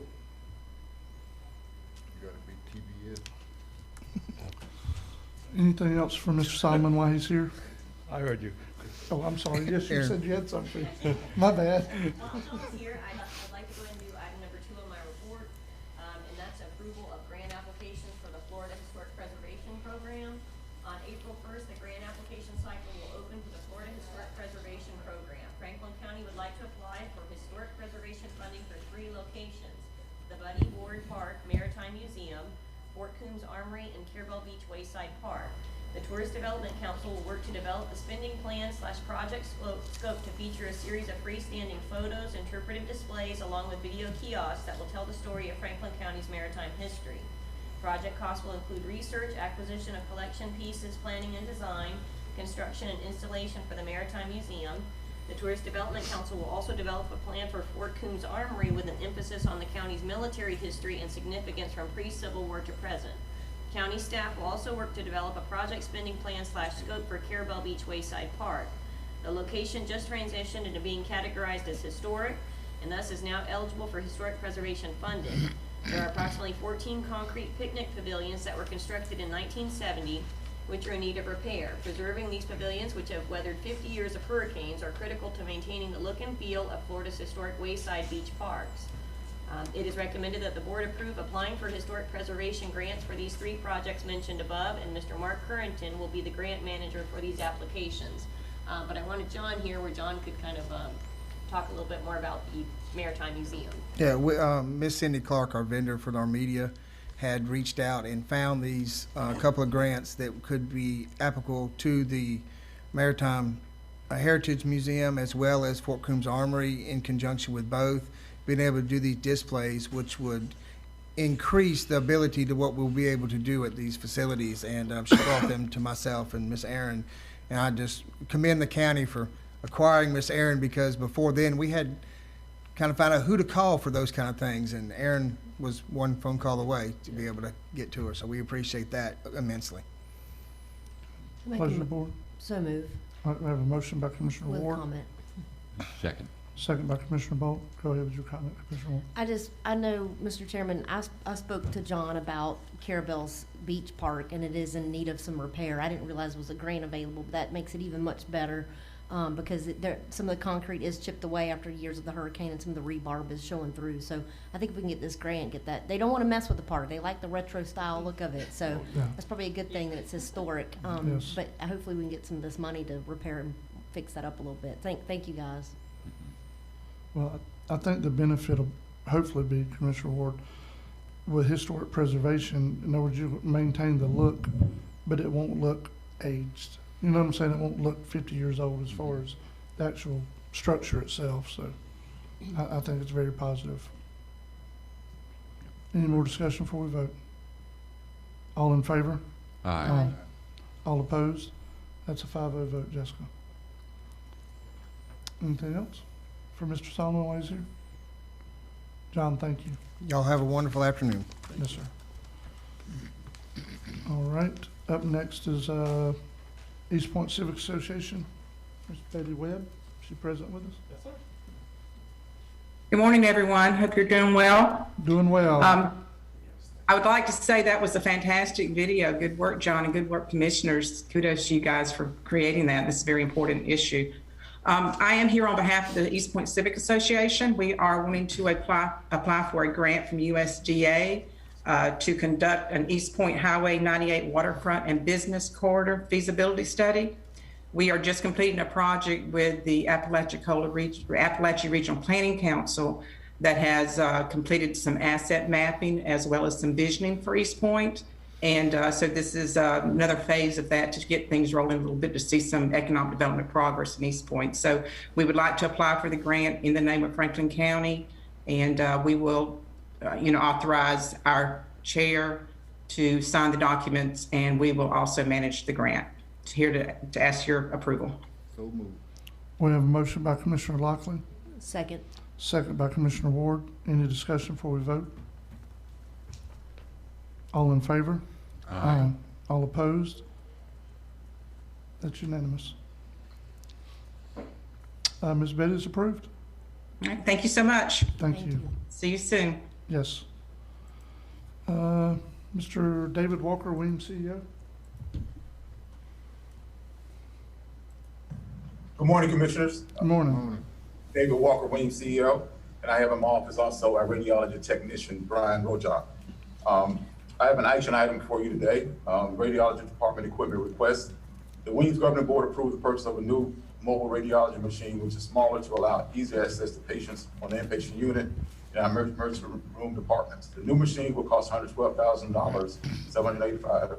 The Governing Board must get county approval because the cost is over $50,000. The purchase funding will not come out of the healthcare trust fund, but out of Williams CARES Act funds. I'm looking for board action to authorize the purchase of this new radiology equipment. And one of the things we want to do here at Williams, I said it before, we want to invest into our staff, our equipment, our facilities, and our patients. And so the radiology equipment will definitely be another goal of ours to invest and to our patients as well as our equipment here. Anybody have any questions for me? So moved. Second. We have a motion by Commissioner Lockley, second by Commissioner Bolt. Any discussion before we vote? I just have a question. Yes. Mr. Walker, this is good and I support it, but I want to also ask you why you're here, just because I haven't talked to you in a little while. Over in Carabel at the clinic, is their radiology machine working over there? Yeah, the radiology machine is working there. Matter of fact, we had a staff that was working there up until recently, but now, the director of our radiology department have left, so now we kind of like short staff in that department, but we're getting it up and running again. But within the last, I think, 3 weeks, a month, we haven't been offering radiology services there like we normally do. But usually we're offering 2 days a week up in Carabel. Okay. Well, I know it's really away from this motion, but while you were here, I wanted to ask anyway, and we're talking about radiology. So the people I talked to probably were misinformed, and they understand it was a staffing issue and not an equipment issue. Yes, correct. Because she was there at least twice a week, I believe, within the last month, but she left last month, or earlier this month, I believe. Okay. Any more discussion before we vote? All in favor? Aye. All opposed? That passes unanimous, Jessica. It passed, Mr. Walker. All right, thank you. You all have a great day. Greatly appreciate it. Yes, sir. Okay, Mr. Chairman, so here we're heading into gray territory. Yeah. So I think the Dr. Brooks' presentation will Yes. take a little bit longer Yes. than what we have time for. Yes. So we could come back to Dr. Brooks after the Yes. public hearings, and then we'll go to your planning and zoning report after that. Okay. Okay? If So you want to yep, take a break just now. let's take a 5-minute break and get ready for 10:30. Yes, sir. Let me All get right. Ms. Sapp set up and everybody else, and Okay. Attorney Theory.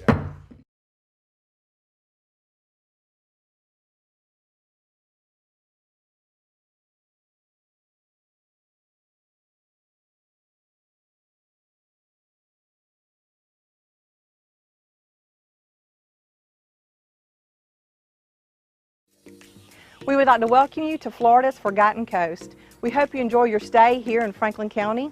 We'd like to take this opportunity to remind you of some of our safety guidelines for our beautiful beaches. Here on the Forgotten Coast, we love pets. Please observe our leash laws on the beaches and on other public places. When visiting Franklin County beaches, please be aware of the beach flags and conditions. You can download the Forgotten Coast mobile app for the most recent conditions. It is very important to us here in Franklin County that we make all our beaches accessible to everyone.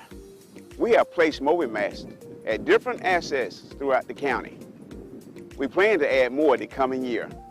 Franklin County has some of the most beautiful beaches in Florida. Let's keep it that way. Remember, remove all your trash before you leave and leave only footprints. We welcome you to enjoy our beaches. But at the end of the day, please remember to remove all your beach gear before 9 p.m. Remember, May through October, we have other visitors here, the sea turtles. So we need to keep our lights off at night on the beaches as well. Your safety is important to us, so please remember when visiting our beautiful beaches, you're swimming at your own risk as we do not have lifeguards on duty. We hope you enjoy your stay here, but please remember, no glass bottles on our beaches. When visiting our area, please park in designated parking places only. Don't park in the county right-of-way or on private property without permission. Go to floridasforgottencoast.com/beach safety for a complete list of county and beach ordinances and safety rules. Thank you. Thank you. Thank you. Thank you. Thank you. Thank you. Thank you. Thank you. Thank you. Thank you. Thank you for visiting Florida's Forgotten Coast. Help us keep our beaches as beautiful as they are today for future visitors and residents.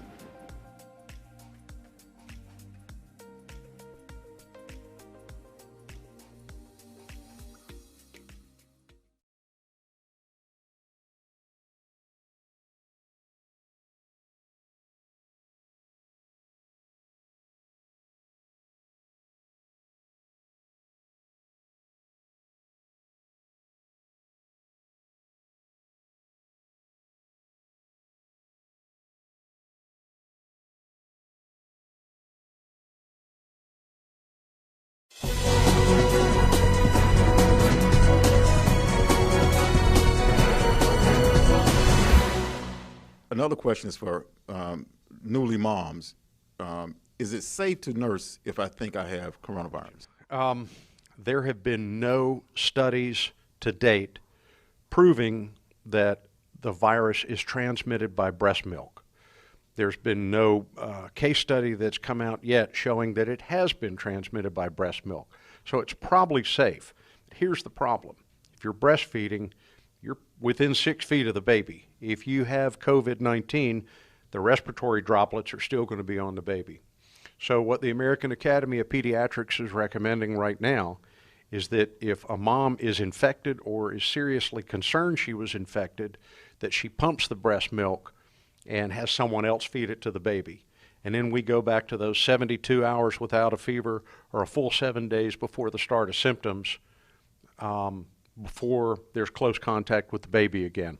I realize in the neonatal period that's not optimum for the baby, but it's going to be the safest thing.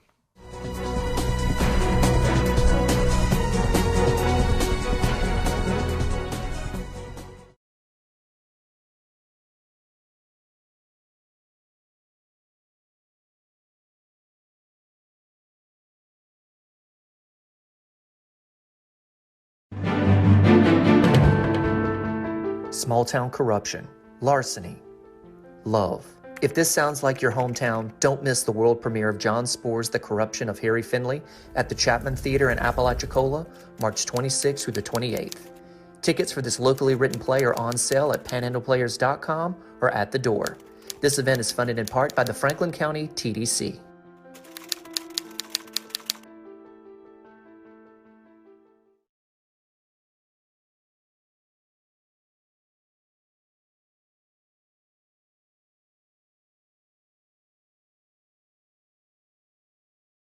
The new Florida's Forgotten Coast app. See the latest beach conditions, things to do, places to get delicious seafood, and great shopping along Florida's Forgotten Coast, plus more.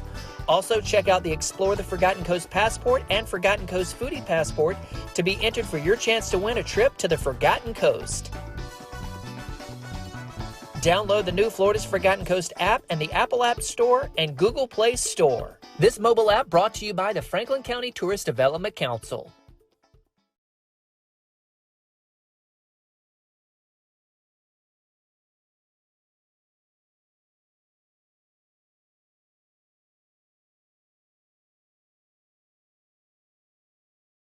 Every Sunday at 10 a.m. for the weekly Mass presented by St. Patrick's Catholic Church in Apalachicola. You can watch it on Forgotten Coast TV on Mediacom Channel 12 and 94.1. You can also view it on Forgotten Coast TV's YouTube channel.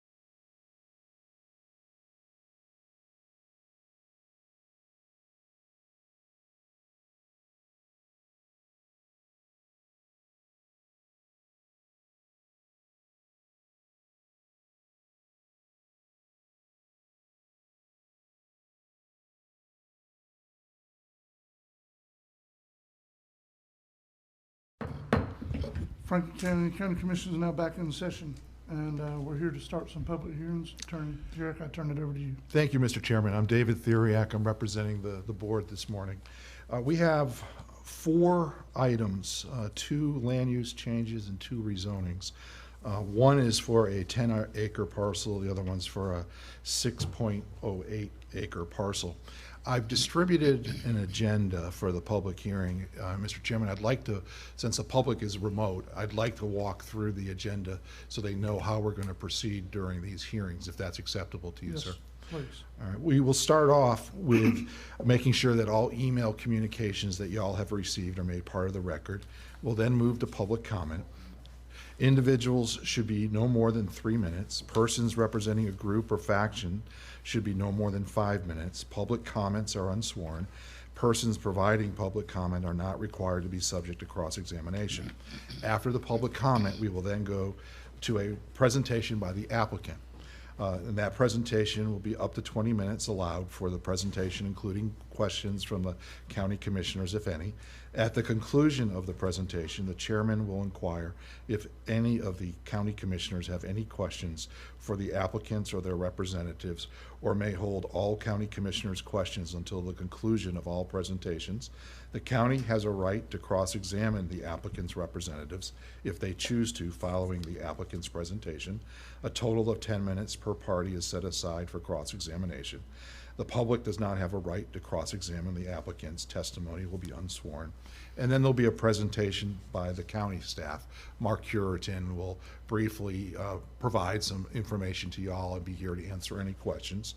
At the conclusion of the presentation, the chairman will inquire if any of the county commissioners have any questions for staff members, or may hold all county commissioners' questions until the conclusion of all presentations. The applicants have a right to cross-examine the county staff if they choose to, following the county staff's presentation. A total of 10 minutes per party is set aside for cross-examination. The public does not have a right to cross-examine the county staff. Testimony will be unsworn. If there's any party objectors, and I'm not aware that there are any party objectors, we'll follow the same process that we just described for the applicant and the county staff. A rebuttal will be allowed. Both the applicants and the party objector, if any, have 5 minutes each for rebuttal, first by the applicants, followed by the party objector. The county staff has 5 minutes for rebuttal, following the applicants and the party objector.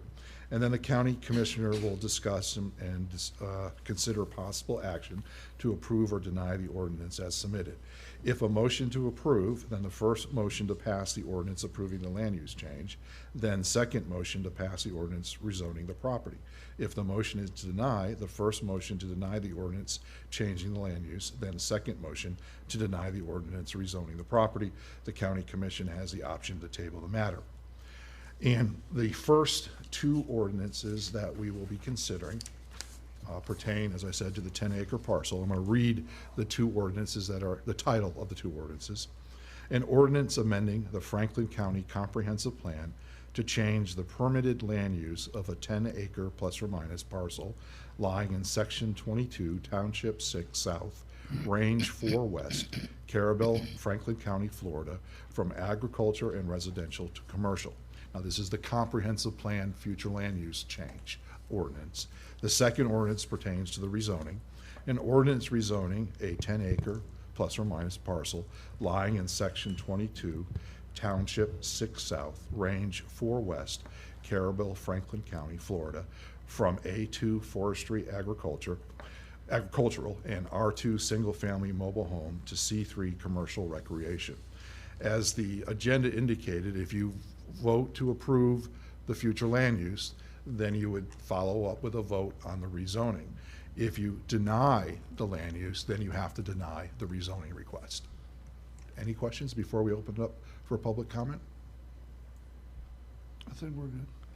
And one other housekeeping item, have you all submitted any emails that you've received to the clerk? I have. Okay, great. And then one last thing, that even though the comprehensive plan amendment is legislative, the rezoning is quasi-judicial. So I need to ask if you've had any ex-parte communications prior to this hearing.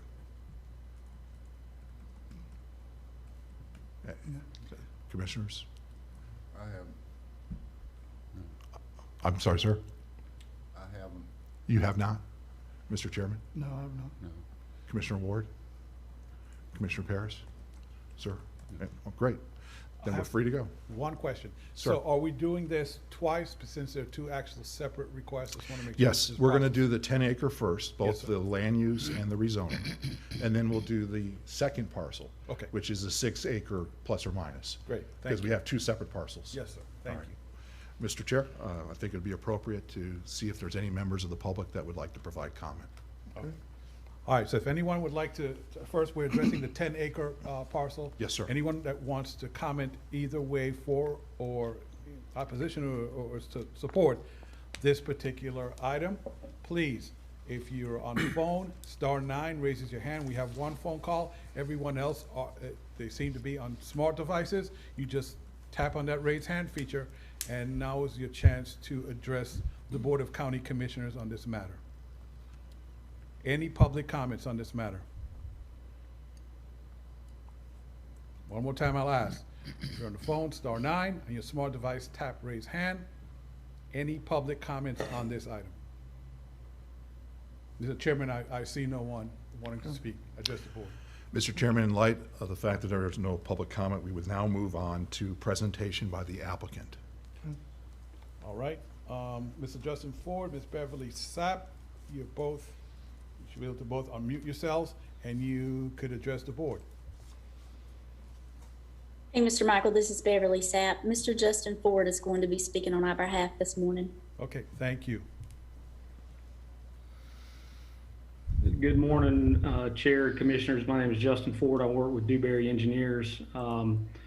We've worked with the Miss Beverly and Mr. Jamie Sapp for several months to get to this point for this particular project. And I'm glad we're finally having this meeting today.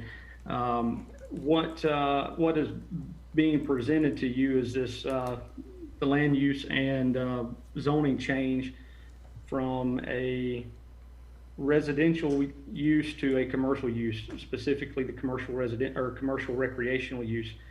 The intent with the proposed project would be to construct an RV park on this 10 acres. The proposed layout that's been provided for you is conceptual only.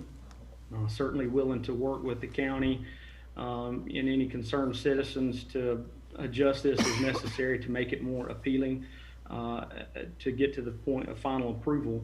At this point, like I said before, it's only been a conceptual prepared, and with that conceptual, we're proposing 25 RV slots with the associated amenities, a campground, office, bathhouse, laundry, swimming pool, the associated stormwater facilities. And on this particular parcel, there's even a proposed camp store that would be open to the public as well, 1,500 square foot store to provide, general necessities in the area.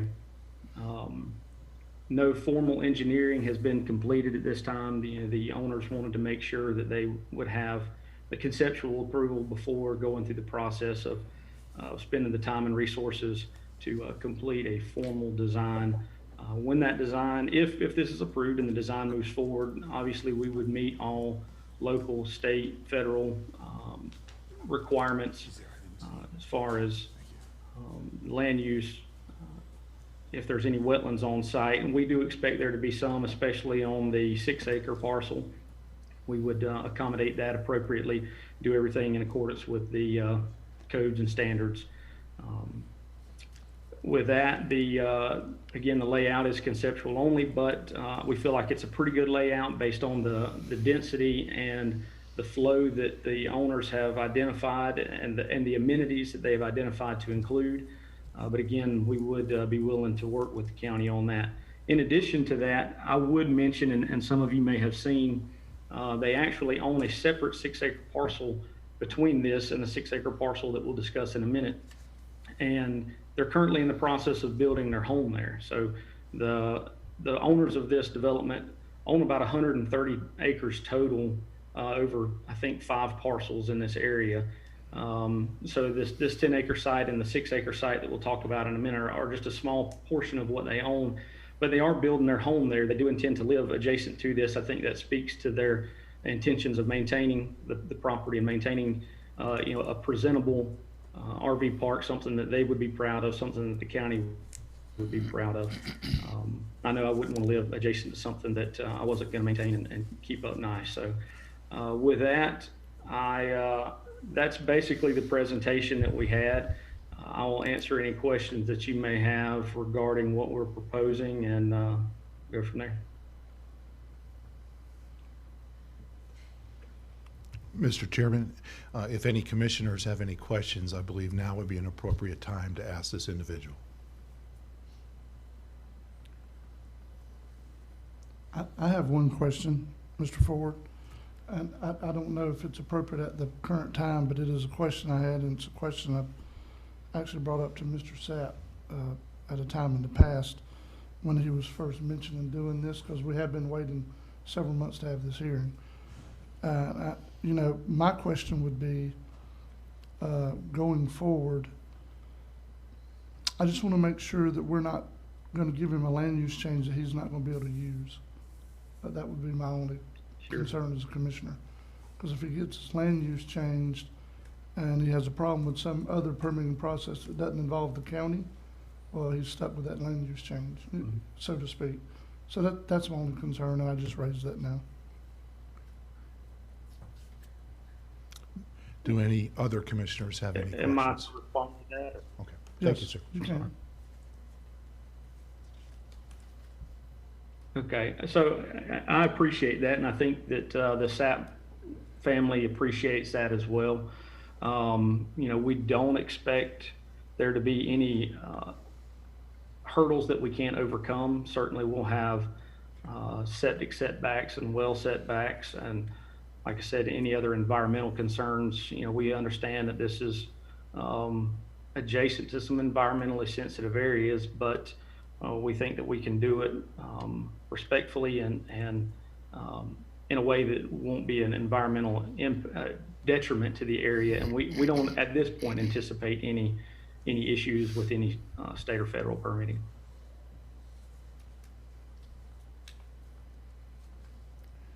If there are no other questions. Yes, sir. Mr. Ford, just wondering about when you mentioned septic, maybe that was a general term, and relative to environmental issues, is there a technique available that waste products can be neutralized in such a way that they environmentally have no impact whatsoever in the surrounding environment? And what would that technique be called? So I don't know that you can say that it would have no impact whatsoever. There are enhanced waste or enhanced septic systems or performance-based septic systems that can be used if that's the direction that we need to go, which would ultimately treat the effluent, the wastewater, to a higher standard than a traditional septic system would, much closer to that you would achieve at a wastewater treatment facility. I don't think that the SAP family are opposed to pursuing that option if that's deemed necessary at this site. But even a wastewater treatment facilities that are rated for public use, irrigation and whatnot, they still have some levels of nitrogen and phosphorus that are in the effluent, but it's just to a level that the state has deemed acceptable. And with these performance-based systems, we can get very near that. We can't achieve the same thing that you could achieve at a wastewater plant, and that's the reason that you see a lot of places, especially Wakulla County, moving away from septic systems to their wastewater plant. But in certain locations, even in Wakulla County, that's not feasible because of the proximity of the utilities just aren't there. So the next best thing are these performance-based systems.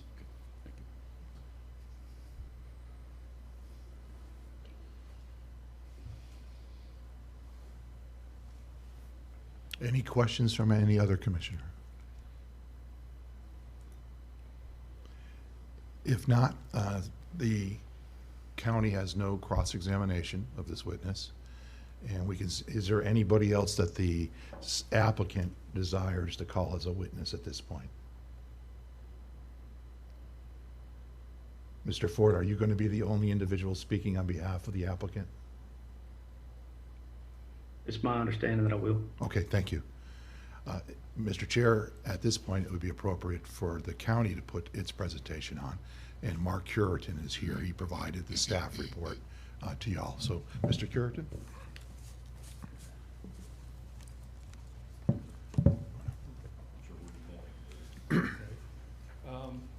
I just have a couple of concerns, or maybe more clarifications really to ask than concerns. One thing to note, and I think Mr. Ford made clear, is the site plan that they put forward is just a preliminary conceptual site plan. One thing is they haven't determined the exact extent of the wetlands on the property.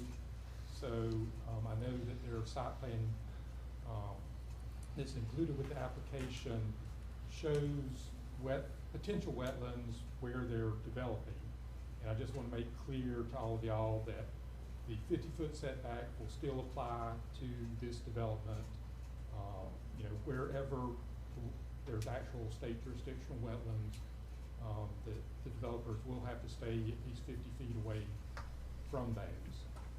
The other item I have is that the entrance to this is shown off of Jeff Sanders Road, which is a dirt road. And, you know, I have concerns about the traffic from this RV park on Jeff Sanders Road, you know, requiring more maintenance from the road department. So it might be something y'all want to consider, is asking the developers if they would be willing to improve or pave Jeff Sanders Road up to the entrance to their RV park. And those are the two real concerns, you know, that I wanted to bring up.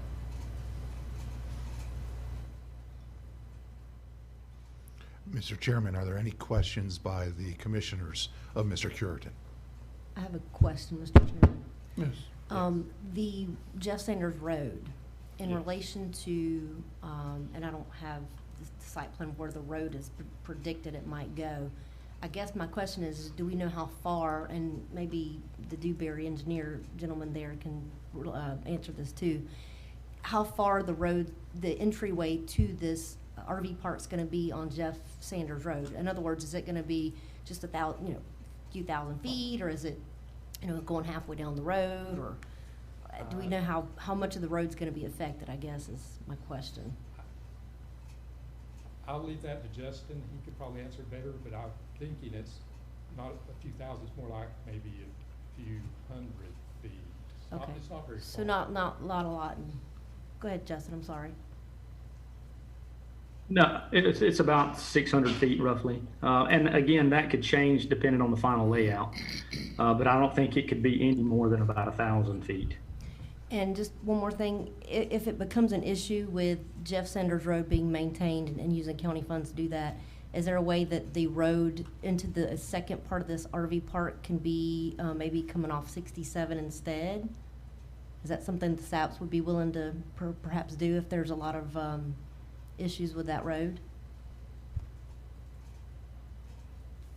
I can't speak to what they would or would not do, but I mean, it's something we would consider. My only concern with that would be two driveway access points, Jeff Sanders, and then a driveway directly adjacent to it. You know, two connection points to 67 that close together can cause some problems. But I think that, you know, that at this point they would be willing to explore any options to get it to move forward, whether it be improving Jeff Sanders to the entrance road or rerouting the access. I think that would be on the table at this point. Thank you. Yes, sir. A question, Mr. Kieran. Looking at the map here, it shows most everything surrounding this parcel is rural residential, agriculture, rural residential, and placing a commercial establishment in the middle of all that. Do you see any concerns with that? Would you not consider that spot zoning? Well, it would be, I mean, there is no commercial zoning up in this area, anywhere around here. You know, it could be defined as spot zoning, but once again, spot zoning is not illegal.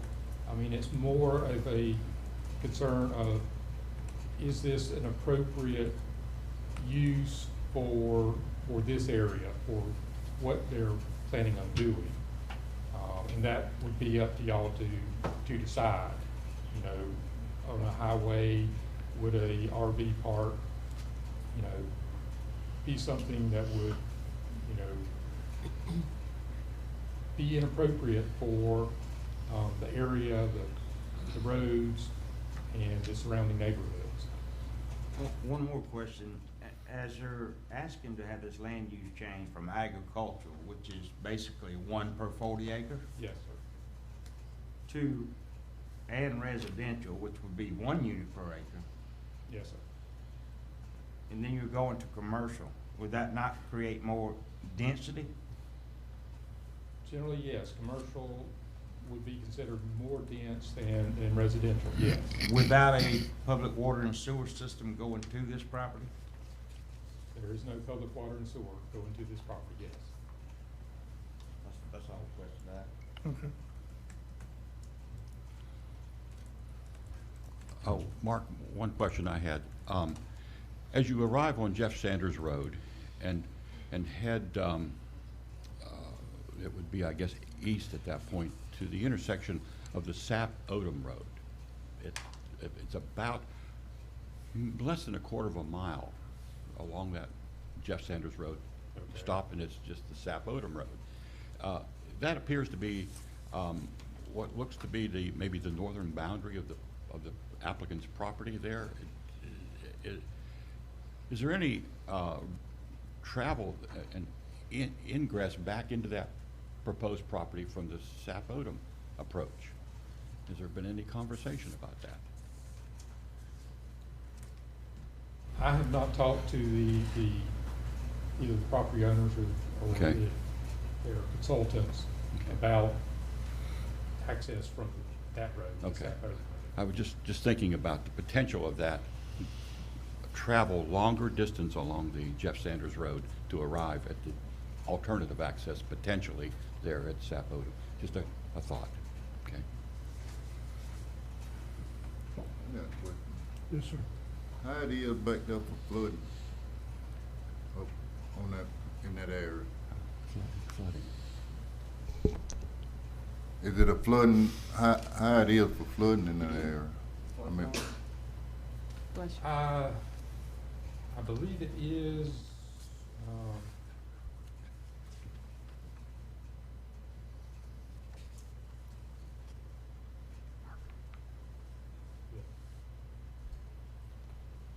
it's in what's known as the AE zone, which is a still water flood zone with a base flood elevation of 9 feet above sea level.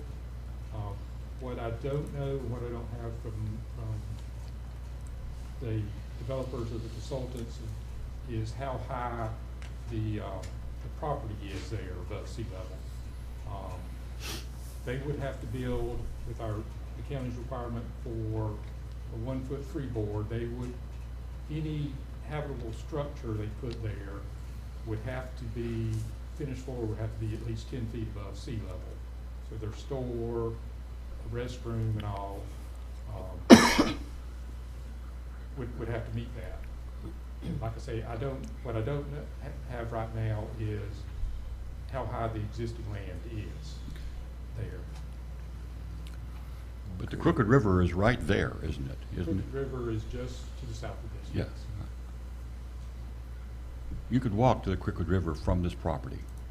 Easily. Easily, that's right.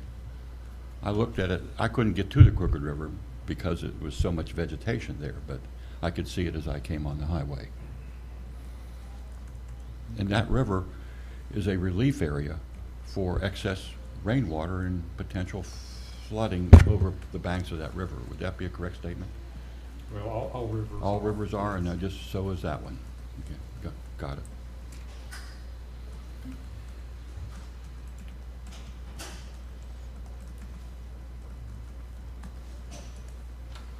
Mark, I have a question. Okay.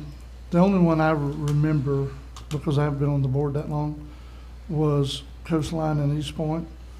And one of the boxes they had to check was having water and sewer available to the property, was it not? Do you remember? It's not a requirement. Okay, that's what I wanted to clarify.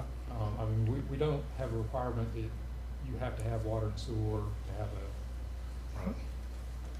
an RV park. Okay. You know, it would be, I think, environmentally better if they Right. could, but obviously these are, you know, I don't know how many miles from the nearest sewer line in Carrollton. Right, right. Okay, I just wanted to clarify and make sure that I was right on that, and now the board is informed as well. Mr. Chairman, I have one more quick question. Yes. Bless you. Bless you.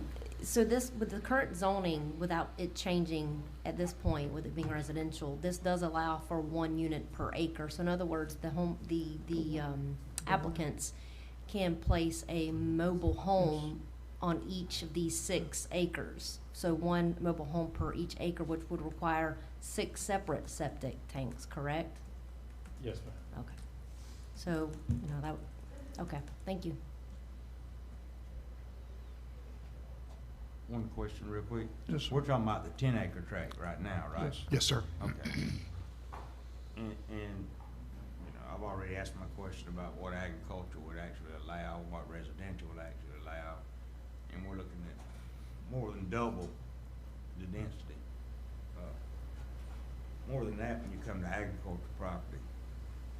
And normally stuff that's zoned agriculture is very low property. It's really not suitable for anything but agriculture. Okay. Another issue is they own 125 acres, excuse me, 125 acres, just a small portion of that. And you have to be aware of precedent setting when you make decisions, because there's more property surrounding that.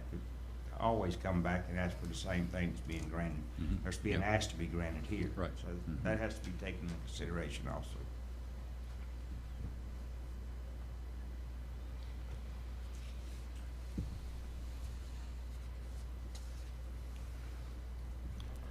One more fact, do we know that there is a designated school bus stop there at Jeff Sanders Road and 67?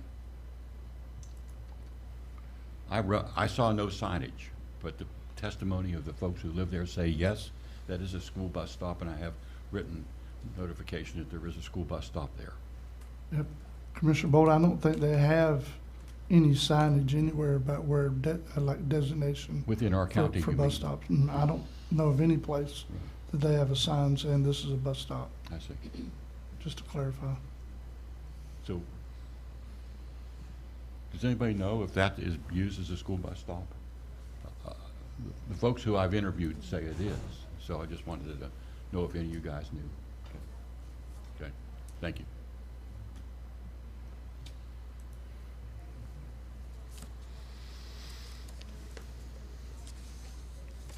Mr. Chairman, if there are no other questions from the county commissioners, the applicant would have an opportunity to present any rebuttal evidence.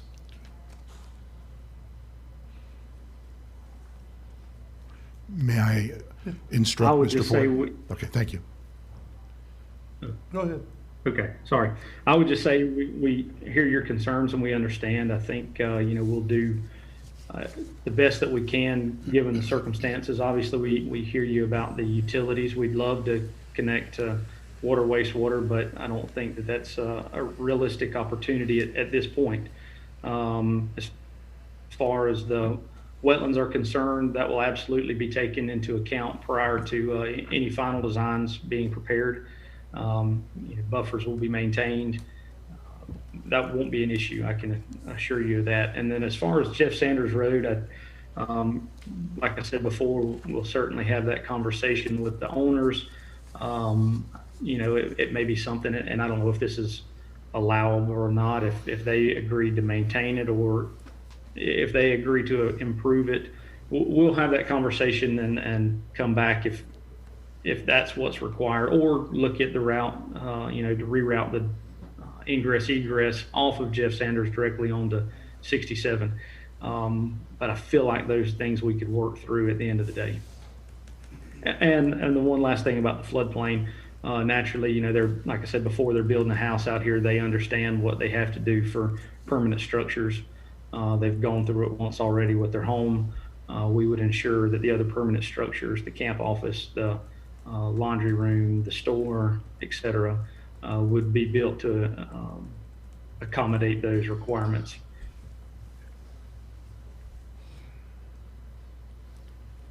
Mr. Ford, does that conclude your rebuttal? Yes, sir. Thank you. Mr. Curitan, do you have anything you would like to add? No, sir. Mr. Chairman, at this time, it is appropriate for the board to make a motion to approve, a motion to deny, or a motion to table. You have that option. And if I may give you a little guidance, the first ordinance is the legislative decision on whether or not the site should have its land use changed on the future land use map from agricultural and residential to commercial. And the standard for a land use change is there any rational basis for your decision? It's not a quasi-judicial decision where you have to have evidence in the record. Rather, as a board member, you get to determine whether this site is suitable for the land use that's being requested. And if you deny the land use change, then you automatically also will deny the rezoning. So just to clarify, we don't have anybody here that's a party objector or anything like that? We had no public comments whatsoever. We had no party objector, Mr. Chairman. Yes, sir. Mr. Chairman?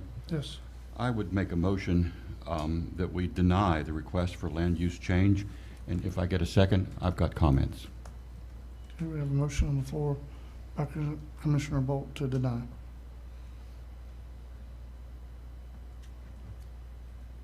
Do we have a second? Second. We have a second by Commissioner Lockley to deny.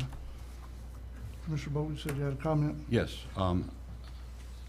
In the homework that I have been doing with regard to this, and I've really focused a lot, I got the opportunity to interview the SAP family. They have just a wonderful presentation, a great humor, and a great outlook on what they want to do. I have spent some time with some of the residents who live around that area. I have read numerous correspondence that we've received, and every piece of that correspondence, except for one that just came in recently, the number of respondents is listed about 20 that have opposed this request. And I also believe that when we start thinking about changing comprehensive plans, it is my personal opinion that the comprehensive plan is so well thought out of over the years that it's an almighty document. And there are many, many reasons for that. And we are seeing many of these comments and showing us reasons for that. To change a comprehensive plan is a huge, huge endeavor. And I do not feel that this property qualifies for that type of radical changing. I also am empathetic with the fact that I believe that there is a school bus stop there. And I think there's a safety issue involved as well. And also, there are facilities in the area. The Womack Creek primitive campground system is there, maintained by the state forestry departments. So I think that there's a huge amount of duplication of efforts, and I do not see it as being an overall benefit to the county. Thank you. Any more comments before we vote?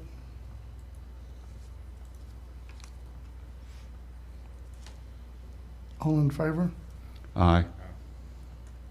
All opposed? That passes 5-0. The motion to deny passes. Yes. Yes, thank you. Mr. Chairman, the next vote that you will need to make is on the rezoning ordinance. It's a technicality because it would be inappropriate to grant the rezoning after you denied the land use change. It would make the zoning inconsistent with the comprehensive plan. But you still need to make the vote on whether to approve the rezoning request. Okay. Pleasure of the board. I would make a motion to deny the rezoning request. We have a motion by Commissioner Bolt, Second. second by Commissioner Lockley. Any discussion before we vote? All in favor? Aye. All opposed? Motion carries. And just for clarity for the record, the motion that carried is the motion to deny the rezoning. Yes. Thank you, Mr. Chairman. Mr. Chairman, the next application pertains to 6.08 acres from residential to commercial. Again, we have a land use change and we have a rezoning change. Somebody interrupted me, I'm sorry. Okay. We have the same format that we just used for the first hearing. We should receive. If I may, I'm sorry. Sorry, there may be a delay. I don't want to waste anybody's time. It's my understanding that the owner, if the first one was denied, that they did not want to proceed with the second. So I think we could withdraw this. So for if the that's appropriate. For the record, the applicant is requesting that the land use change and the rezoning requests be withdrawn. Is that correct, Mr. Ford? Yes, sir. Mr. Marone, I have not represented the board before in a hearing of this nature. Does the board need to vote on the withdrawal, or does staff simply deem it withdrawn as a result of the applicant's representation? In this case, because of the nature of this event, I would ask the board if there would be a motion to accept the request of the applicant to withdraw the second request, basically. So we have that on the record. I agree. So let me frame it then. Commissioners, the applicant has requested that the land use change and the rezoning request for the 6.08 acres be withdrawn. And we're recommending that a motion be made granting the request by the applicant to withdraw the land use change and the rezoning request. Mr. Chairman, I would Yes. make the motion that we withdraw the rezoning request and the land use change and rezoning request for the 6.08 acres as requested by the applicant. So we have a motion by Commissioner Bolt, Second. second by Commissioner Ward. Any discussion before we vote? All in favor? Aye. All opposed? That motion is unanimous. Commissioners, thank you for allowing me to represent you today, and I turn it over to Mr. Schuler. Mr. Chairman, one Yes. more question. I just want to commend the Sapp family for the ethical way that they went about this process. I know that there are many people that seem to be disobeying a lot of our land use intentions and zoning intentions, but you guys went through it the right way, the correct way, the ethical way, and I appreciate that for you guys. Thank you. All right. Thank you, sir. Thank you. We're still, we're done with this public hearing, but we're starting another one, correct? Yes, sir. We are 15 minutes. Okay. Be careful, Mr. Davis. Take care. Thank you. Thank you. So we have a time frame in between, is that what you said, Attorney Schuler? The two public hearings that I'm responsible for this morning were advertised to start at 11 a.m., so we're ready to proceed if the board is. Oh, okay. I thought you were saying we had to wait 15 minutes. No, sir. I'm like, Sorry. please, no. No, we're good. We're ready to go, Okay. Mr. Chairman. Yes, sir. All right, the first public hearing is an ordinance to Franklin County, Florida, amending ordinance 2028, the St. James Bay PUD district, and providing an effective date. The effect of the amendment, if it is approved by the board, will be to amend St. James PUD to provide for 16 one-bedroom villas and a lodge with up to 72 rooms. This matter comes to you, I believe, with a recommendation of approval from both your planner, Mr. Currington, and also your planning and zoning department, but the final decision, of course, is up to the board. procedurally, the way we tend to handle these public hearings is we call for public comment first. So, Mr. Chairman, with your permission, I will direct Mr. Morone to call for public comment. Mr. Chairman, just one point of order, just so you know, I live there at St. James Bay, so I have already received correct counsel that I should step aside from this process. So you're abstaining? Abstain. Okay. Yes, sir. We previously, We did that. from what Commissioner Bolt said, he is actually in a contractual relationship with the developer through a lease agreement that was entered into years before this issue ever came up, and I've advised him that he does have a conflict, and Mr. Morone has already filed Form 8B, correct? 8B, not 8A, 8B, yes, sir. Okay, but thank you, Commissioner Ball, that actually had slipped my mind, so thank you for refreshing my recollection. But with that, Mr. Chairman, I'd like to direct Mr. Morone to call for public comment. Good. All right, anyone that wants to comment on this, this ordinance to amend the PUD at St. James Bay, please either indicate that you'd like to speak, either by raising your hand on your smart device or *9 on your phone, as I still have one phone call in listener. Anyone who wants to comment on this, this is your opportunity. Indicate that by raising your hand or *9 if you're a call-in listener. Mr. Chairman, no one has indicated that they'd like to speak at this public comment at this public hearing. And Mr. Chairman, I spoke with the applicant's attorney yesterday, Mr. Rob Williams. I understand he's, at least, oh, there he is, he's still on the line. He said he does not have a presentation, but he will answer any questions that the board may have. And at this point, I don't have any further presentation, so it would be appropriate at this time for the board to direct any questions that they may have either to myself or to Attorney Robert Williams, who is representing the applicant. And Mr. Chairman, he is unmuted. Okay. And So- if there are no questions, then the next item for the board to consider would be a motion to approve the ordinance as submitted, a motion to deny the ordinance as submitted, or a motion to table this matter. Okay. Does anyone have any questions? I Yes. don't really have any questions. I have a statement I'd like to Yes, make. sir. If we allow this, it doesn't seem to go over what was originally allowed in the original PUD. And I also think that the 72 unit inn will enhance that end of Franklin County, because there is no overnight stay accommodations in the east end of the county there. There is no motel or any other hotel there. So I think that would be good for travelers as well as people that play golf. So I'd make a motion that we approve this. All right, we have a motion to approve by Commissioner Parrish. A second. Second by Commissioner Ward and Commissioner Lockley. Any more discussion before we vote? Yeah, that should put some people to work. It should, sir. That, and Mr. Chairman, I feel like this area is kind of underdeveloped. I think the original plans, they had a lot more, well, what they're considering now. So I think, like Commissioner Parrish stated, it would benefit people on that side of the county to be able to place a stay and such. Any more questions or comments before we vote? All in favor? Aye. Aye. All opposed? That passes 4-0. Mr. Chairman, may I move to the second public hearing? Yes, sir. All right, this is a public hearing for the board to consider the adoption of a resolution abandoning 2 public roads. Essentially, these roads are located, generally speaking, to the northwest of the city of Carabel, Florida. The first public road the board to consider adopting a resolution of abandonment is a part of Mill Road, the intersection of Mill Road with Burnt Bridge Road to New River Road, approximately 0.25 miles in Section 9, Township 7 South, Range 5 West, Franklin County, Florida. And this would include one of the bridges in that area.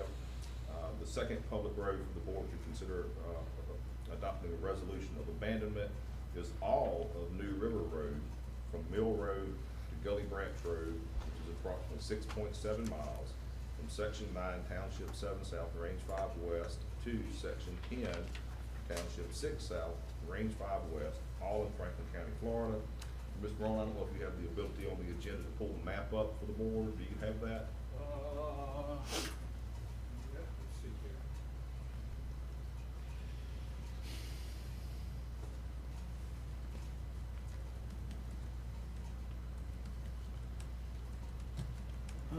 Land use change, that one. We are at F, the Mill Road highlighted or the New River? Because I have them as two separate items. Which one? Showed one than the other, but it should have just been one map with both sections highlighted. I think the second map, Mr. Morone, Second shows map all will of have it. both. The second one has Yes. both? Okay. Because it has all of New River Road, you can see the section of Mill Road at the bottom. Okay, let me do that. Hold on. Zoom. Let's see here, share content, screen. Start this.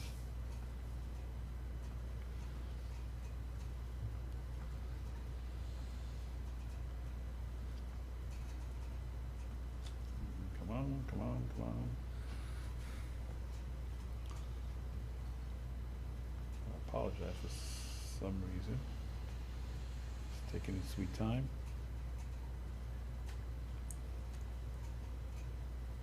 Okay.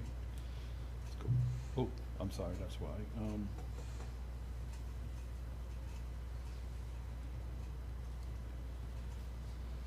There we go.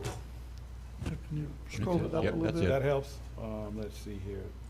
Yeah. Is Okay. it possible to get the whole Well, map? it's got it at the bottom. If you'll scroll up a little bit, Michael. Go That again. had it. Just scroll it.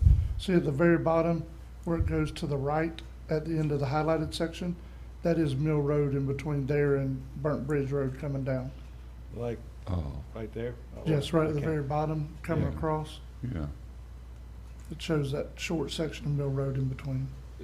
Commissioners, the information provided to me from the road department, I believe, is that all of the property on both sides of the road for the areas being considered for abandonment are owned by the state of Florida. There will still be public use of those roads, but they will no longer be a county responsibility. They will be a state responsibility. If you'll remember, when Mr. Howard made a presentation, he said that he had been working with, I don't remember the person at Forestry, so the state is aware that the county was going to abandon these two roads. Mike, you have- Yeah, I spoke to Clint Davis. Oh, you did? I did. Okay. I don't know, Howard could have separately, but yeah, I did. Okay, but the state is aware of the county's notice of intent that we publish in the paper to abandon these two roads. I've received no comments. Mr. Morone, have you received any feedback No, or no, comments sir. from the state? So if the board adopts this resolution, it will relieve the county of the financial responsibility and the liability of maintaining those roads and those bridges, which are otherwise completely surrounded by state land. So they will then become a state responsibility. If the resolution of abandonment is adopted, it then will be published in the newspaper. And once that publication is concluded, then both the resolution of abandonment, the proof of publication, and also your adoption of the notice of intent that was published in the paper, giving the public notice of this hearing, are all required to be published or recorded in the public record. And with that, I have no further presentation. It would be appropriate this time for Mr. Morone to call for public comment. Okay, give me a second here. Let's click this up. We even have less callers now on the line. Would anyone like to comment? Have any public comments for the board on this particular ordinance that the board is considering this morning? Simply hit the raise hand device on your smart device. That'll get my attention. I will then unmute you. No, sir. No one has indicated they'd like to speak. Mr. Chairman, at this time, it would be appropriate for the board to entertain a motion to approve and adopt the resolution of abandonment, deny the resolution of abandonment, or table the matter for a future hearing. Pleasure of the board. Mr. Chairman, I'll make a motion with comment. Okay. Motion to approve or deny? Yes, motion to approve. Okay. Sorry. Motion to approve by Commissioner Ward, Second. second by Commissioner Bolt. Go ahead with your comment, ma'am. I just wanted to reiterate, thank you, Attorney Schuler, for bringing that up. My biggest concern was I wanted to ensure any residents that there are no privately owned residential areas out that way that would be blocking access to their residences. I just wanted to make a point for that for the record, so thank you for bringing that up. Yes, ma'am. Any more discussion or questions before we vote? Well, the state get all the proceeds, so they should keep. Well, I see. All in favor? Aye. All opposed? That carries 5-0. Mr. Chairman, that concludes the second and final public hearing that I have for the board this morning. And also, I have no report for the board, so that will conclude my services for the board this morning, unless you have questions for me. I'm good. Does anyone have any questions from Attorney Schuler when we're talking to him? I will, on part of my report, because, and I should have brought it up after public comments, when we address some of the public comments this morning about the fire department over at Alligator Point. Yeah. Yes, sir. Okay. So next we'll go to Dr. Sandra Brook, who's been patiently waiting. To give us an update from the APSI Community Advisory Committee. Good morning, Dr. Brook. You are mute and proceed when you're ready. Okay, thank you. It's given me some wonderful insights into the doings of Franklin County. It's quite fascinating. Right, so I'm going to try and share my screen here. I can wrangle the technology. Yep, we see you. You see it? Yes, oh, ma'am. Excellent. Jolly good. Well, thank you for allowing me to present. I know you've been at this for quite a while now, so I shall be as brief as I can and take questions at the end if you have any. So I just want to give you an overview of the Apalachicola Bay System Initiative, which is a bit of a mouthful, so we shorten it to ABSI. It was funded in 2009 with funding provided by Triumph Gulf Coast and Florida State University, who's thrown in some funds there. I, for my sins, am the project lead, and our co-lead is our new director, Dr. Joel Trexler. So that's kind of the structure. Now, I don't know if everybody's actually seen these graphs, but I'm sure you're painfully aware of the information they portray. And that is that the oysters were doing okay up until about 2010 or a little bit later. And then in 2012, the populations declined precipitously. The fisheries landings went down, the juveniles, the number of juveniles, the babies went down, and there were relatively few adults left in the population. And in 2013, the Apalachicola Bay fishery was declared a federal fishery disaster. So what happened? Well, you know, it's really hard sometimes to go back in time and sort things out, but we think what probably happened was the reduced river flow, which led to increased salinity, which increased the predators, parasites, and diseases, increased mortality, especially the juveniles. It's the young ones that are more vulnerable to predators and the older ones that are more vulnerable to disease. And if you don't have the juveniles in the system, the babies in the system, then you don't have the adults, and then you don't get the eggs. And so the whole system sort of goes into a recruitment failure and goes into a sort of a collapse. At the same time, we had shell removal from a number of different, mechanisms. There's some burial going on in the bay from sand moving around. There's sedimentation, harvesting without shell replenishment. We had a couple of really bad storms, and so oysters are funny little beasts because they're not like fish. Obviously, they make their own habitat. So you've got shell removal, and then you've got this lack of oysters to replenish that habitat again. So you get this habitat limitation situation. We get the oyster population collapse. So there still are lots of unanswered questions. When a system collapses, it's usually not just one thing.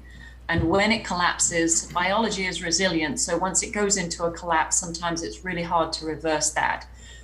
We don't really have any definitive conclusions about what happened. And the disturbing thing is that despite our best efforts and restoration, there's been a lot of money spent on restoration, we haven't seen any population recovery. And that's the really disturbing thing. So what is ABSI? Well, FSU obviously is an academic institution. We have no authority whatsoever to manage, and we are not in the business of large-scale restoration. So what we are trying to do is to gain insight into the causes of the decline of the fishery, particularly the deterioration of oyster populations. And what is unclear actually is whether the system itself, the bay ecosystem, is in trouble, or if it's just the oyster populations that are in trouble. We need to understand why they haven't recovered. And the main crux of this project is to develop science-based management and restoration plans for the whole ecosystem. So there are 4 primary components of this project. Research is the foundation, and then we'll use that research to develop a restoration plan, a management plan. Now again, we have no management authority. This plan will be developed in collaboration with the community, and it will be a series of options and suggestions that the management entities can either choose to adopt or not.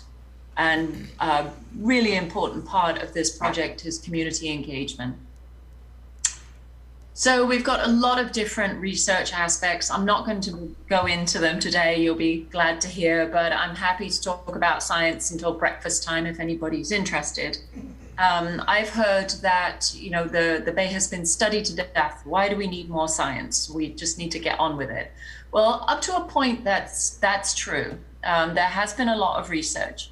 But most academic institutions, what they do is they get grants to do research, they go and do their projects, whatever it is, and then they go and publish papers. But that information may not get into the public domain where it can be used for management. So what we're hoping to do, this science is going to be a little bit different. This science that we're doing is going to be specifically targeted to try and understand what's going on in the bay, and to try and to use that science to create what we're calling decision support tools that management can use. So we want to provide tools for managers, essentially, using the science that we develop through this project. And that will enable managers to work with the community, come up with the best management options, and to come up with restoration plans. What we don't want to do is keep doing what we have been doing and get the same end result, which is not what we want. We want to bring the bay back again, get people back to work. Part of the project is to build a small research hatchery. This is not a commercial enterprise at all. It's for research, and also, well, research, and a big part of the objectives of the hatchery are to create spat on shell, or set young oysters on materials for restoration. This is an approach that's been done up in the Chesapeake Bay for quite a number of years, and of course their fishery collapsed quite a long time before the Apalachicola Bay one did. And they've had some success in using this technique to kind of kickstart the system. So when you get into a situation where you have very few oysters left, the oysters have to bring the system back. But what we can do is help them do that. And this is one mechanism that we're planning on using. It hasn't actually been used here in the South before. So this will be an interesting experiment. But that's what our hatchery is for, not for commercial seed production. This hatchery was completed in September 2020. Behind schedule, as it seems everything is that I tried to do last year, for obvious reasons probably, COVID restrictions. We attempted a spawn in October, but the male spawned, but the females didn't feel like it, so we didn't get any spat from that little enterprise. So we're planning our major spawn for this year. So hopefully we'll do well, we'll get some spat on shell that we'll be able to deploy as part of a restoration experiment. So these restoration experiments are just that. They are not full-scale plantings like as has been done in the past few years. They're going to be relatively small scale. We're going to be looking at different materials. And the idea here is to try different things to see what works best. And it may be that in different places, different techniques work best. For example, there are areas in the bay that they really have no material left, and those reefs used to be 2 or 3 feet high, and there's just really nothing much there anymore. So that might need a little foundation and then materials on top of that to sort of bring up the reef height. there are areas that are actually doing pretty well, growing oysters, ones that were recently planted. Maybe there we just need to sort of replenish that system. And so it's not necessarily a one approach fits all. And it may be that areas that used to be really good for oyster production, like dry bar, for example, are just not good anymore for whatever reason. They just don't work anymore. So we want to understand which areas work, what materials work, how big these areas need to be, how high they need to be, maybe a combination of things to optimize our approach so that when FWC, who has $17 million for restoration, we can give them the information we have, and hopefully they will use that information as guidance for their large-scale restoration and hopefully with a successful outcome. So that's the plan.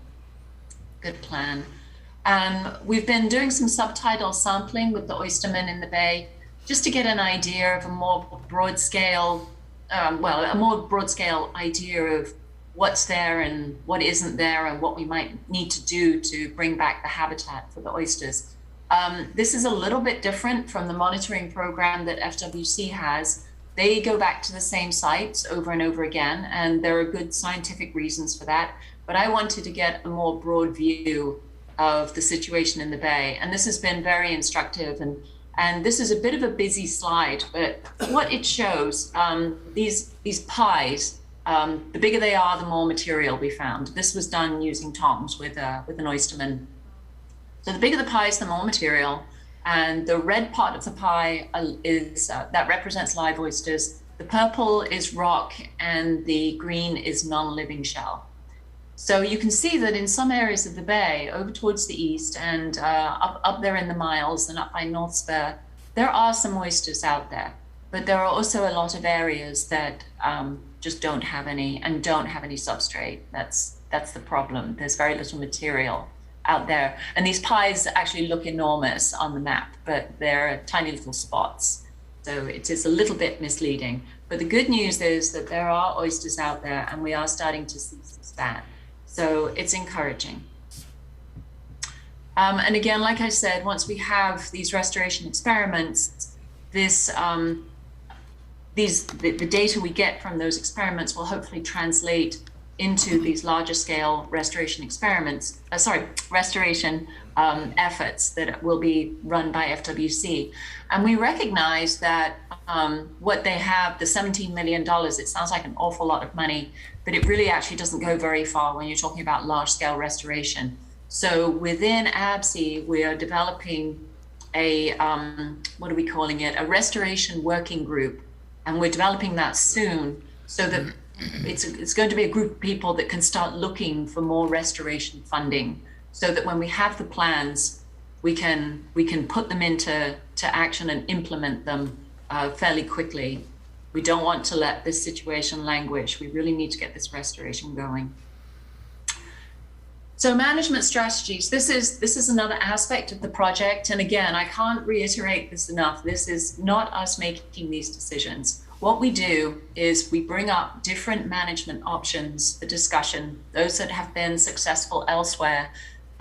Where we are at the moment is just introducing some of these options for discussion by the Community Advisory Board and by a separate working group of oystermen. So we're just in the beginning stages of discussing some of these options. Some of them might be absolutely no, we don't want it. Others might be, okay, well, we can maybe live with that, but we need some more discussion. So we're just working through that at the moment with the Community Advisory Board. Once we have that plan, then it will go to the wider community for discussion. And we also recognize, I will say once I'm on this slide, we recognize that law enforcement is a really critical part of the success of these management projects. Or management actions rather. Two really important components. One is community buy-in. Management won't work unless the community at least can live with it, even if they don't fully support it. And the other one is enforcement. So we will be working with enforcement to try and optimize these strategies and make sure that they are actually enforceable before we try and move ahead with implementing them or discussing them. And then community engagement, as I said, is a very important part of this project. we had big plans for public workshops, open houses, starting a shell recycling program, educational programs and volunteers, and we were just starting to ramp that up when COVID threw a wrench in everything in 2020. So we haven't been able to do the in-person, opportunities. We have been still working with the Community Advisory Board. This was one of the first things we did, was establish a Community Advisory Board. And the way we did that was, well, let me go to the next slide, because that's what I'm talking about. So our Community Advisory Board was established through a process that involved nominations by the community of people that were influential within the community and were also people that would consider maybe options that they wouldn't necessarily like, but would discuss them and could think about different alternatives. And also we wanted these people to be respected in the community so that they would convey information between us at FSU and the project team to the broader community. You guys, the people that live there and who are invested in the area.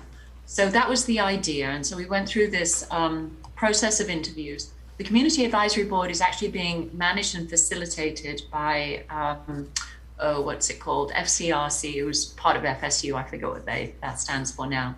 But they've done a really good job of herding and facilitating the board. We have about 23, I don't want to add all those numbers up and do the math, but we've got about somewhere around 23 board members. They come from nonprofits, the seafood industry, business, local government, state government, federal government, and then this other pot, which I'm not quite sure what they are, but there are others. Anyway, so we have quite a few board members. We've had 11 Community Advisory Board meetings. 3 were in person, and then COVID stopped that. So we've had 8 virtual meetings. And kudos to the CAB members for doing this, because these, and I'm sure you can sympathize, but these Zoom meetings are 5 or 6 hours, between 4 and 6 hours long. So they are quite grueling, but the CAB has hung in there and they've worked with us, and we're doing well. We've had a in-person Oysterman's workshop, because we felt that even though we had Oysterman on the board, there are 2 of them at the moment, we weren't really reaching the Oysterman community. And so we had a separate meeting for them, and we made that in person at Acre, because we felt that it might be more productive that way. And it went really well. We had good conversation about some of the management options and the restoration options. And we're planning another one of those on the 29th of March. We have developed an outreach subcommittee because we felt that we weren't really reaching the community.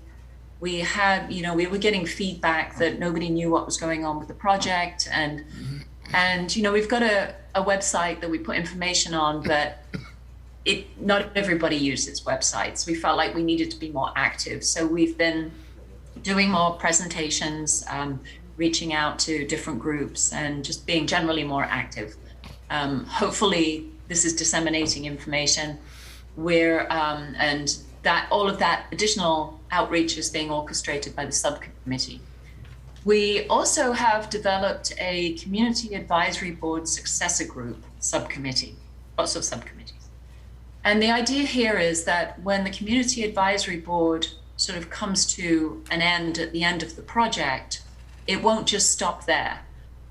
What's happened in the past, apparently, is we've had these initiatives and produced a document or had some good discussions, and then it's just kind of faded away. And we don't want that to happen with what we produce through this project. We want it to be a living document. We want it to be continued by the community, not by FSU, but by you people, by the people that care about this environment. So we've also got this Restoration Implementation Subcommittee, or the Restoration Working Group that I mentioned. So this is sort of growing many heads at the moment. It's a little hard to keep track of, but I think we're managing for now. So what did the Community Advisory Board do? What's its purpose? Well, It's been, to be honest, a bit of a tortuous process. Trying to write a complicated document by group consensus is tricky, but we're getting there. We've nearly finished. So we've come up with these primary goals. And if anybody's interested, the entire document is available through our website, but this is just a very 35,000 foot view of the document. So our main goals are to come up with strategies and actions and identify groups that might be responsible for those actions that will support these goals. And so the first one is to bring back a healthy and productive bay ecosystem. The second one is a sustainable management of the oyster resources, oyster fisheries. Ecosystem-based adaptive management plans supported by stakeholders, very important part, as I said, supported by stakeholders. And then continue with an engaged stakeholder community.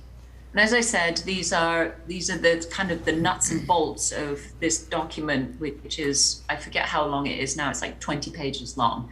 So it's quite complicated.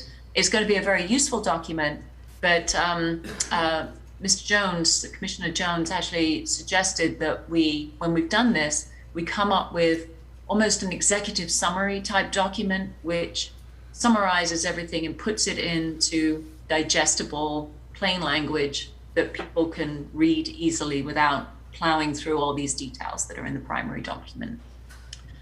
So all of the Community Advisory Board materials are available through our website. All of the meetings are recorded. There is the agendas, the presentations. We have presentations at most of the meetings. These presentations are usually requested by the CAB. We have the meeting summaries. There's a lot of information on the website if you have the desire and the time to comb through. The Oysterman's Workshop, that was also recorded and is posted on the website. Now, we had a bit of a problem with the audio on the first one. We think we've solved that for the second one. So the first meeting transcript is a little tricky to go through, but you get the gist of the information. So again, it's all on the website. All of our science updates and our scientific activities are on the website. So again, it's a lot of information to comb through if you're interested. We also have a newsletter that you can sign up for through the website or through our email address, which is right here. If you wish to be on the newsletter, or if you have any questions. You know, we want to be open, we want to be transparent, we want to put our data on the website so that people can know what's going on. And I'm open to suggestions as long as they're nice. And I'll take questions if anybody has any. Dr. Brooke, this is Commissioner Jones. Thank you for this presentation, bringing to the board, because this board has expressed several times that it wanted to be kind of kept up with what's going on. I know that Commissioner Parrish and I both have had the pleasure of serving as part of this Community Advisory Board group at different times. But I will say that I would be in favor of going forward of us to make sure that this is a plan that can be implemented, that whatever can be done to condense this document to actionable steps would be good. And if you would, can you go back a couple of slides? I have a question. Yeah. One Say more? when? One more, sorry. When, backward? Backwards, yes. Okay, Okay, yeah. right there. So the only thing and this is just me personally, I think these are all good discussion items, things that need to be considered. I know when I was younger, the bay was closed during the summer months. But the thing that I will mention, and I'd like to mention publicly here, the idea of rotating the harvest areas, I think I understand what's behind that, but I think that's also helped the decline of our bay. Let me explain. When it went to the bay being managed, and they would only have 1642 was the only thing open. Everybody go to 1642. They would leave them there for whatever amount of time. It wasn't being managed by us, it was being managed by the state, which is fine. But I think that there was some areas where they were congregating everybody to one section of the bay. Then when it was all caught up, they would move them to another section. The issue with that is if we had enough sections that it could recover before we come back to it, that would be fine. But with a rotating basis and making everybody be in one spot, I think that's one of the things that really didn't help. And that's just my own personal take on the matter, and I just wanted to mention that here. Yeah, thank you for that. And you know, you're not the only one that said that. This is something that has come up in discussions, and this is why it's so important to get community input. So, you know, management isn't making decisions in a vacuum because management isn't out there. And so that point is well taken. You know, we may get rid of the rotating harvest areas. That may not be an option that we want to consider. And what you're saying makes perfect sense. And the summer closures has been, was not, the seasonal closures were a little bit different. There was the idea of, you know, summer and winter, closing parts of the bay like you have now. But what the oysterman brought up is like, we'd be fine with a summer closure. It used to be closed during the summer. The oysters aren't as good during the summer, and you know, they do other work. So again, this is information that's really helpful, and it seems to be that the oystermen would support that, you know, closing it during the summer, and that's when the oysters spawn, so it would help with the recovery as well. Maybe the old ways of doing things were the best. All of them couldn't have been bad, Doctor. No. Mr. Chairman? Yes. Dr. Brooks, I'm Burt Bolt, and I'm the commissioner there in District 2 there at the Marine Research Lab. And I just heartily welcome you here, and I appreciate you being here. Thank you. I had a question. Do you relate to the Apalachicola National Equestrian Reserve folks and the work that they're doing? Aina, yes, actually we work very closely with them. They've been really fantastic to work with and very, very helpful. And a couple of them are on our community advisory board as well. So we do have close links with them.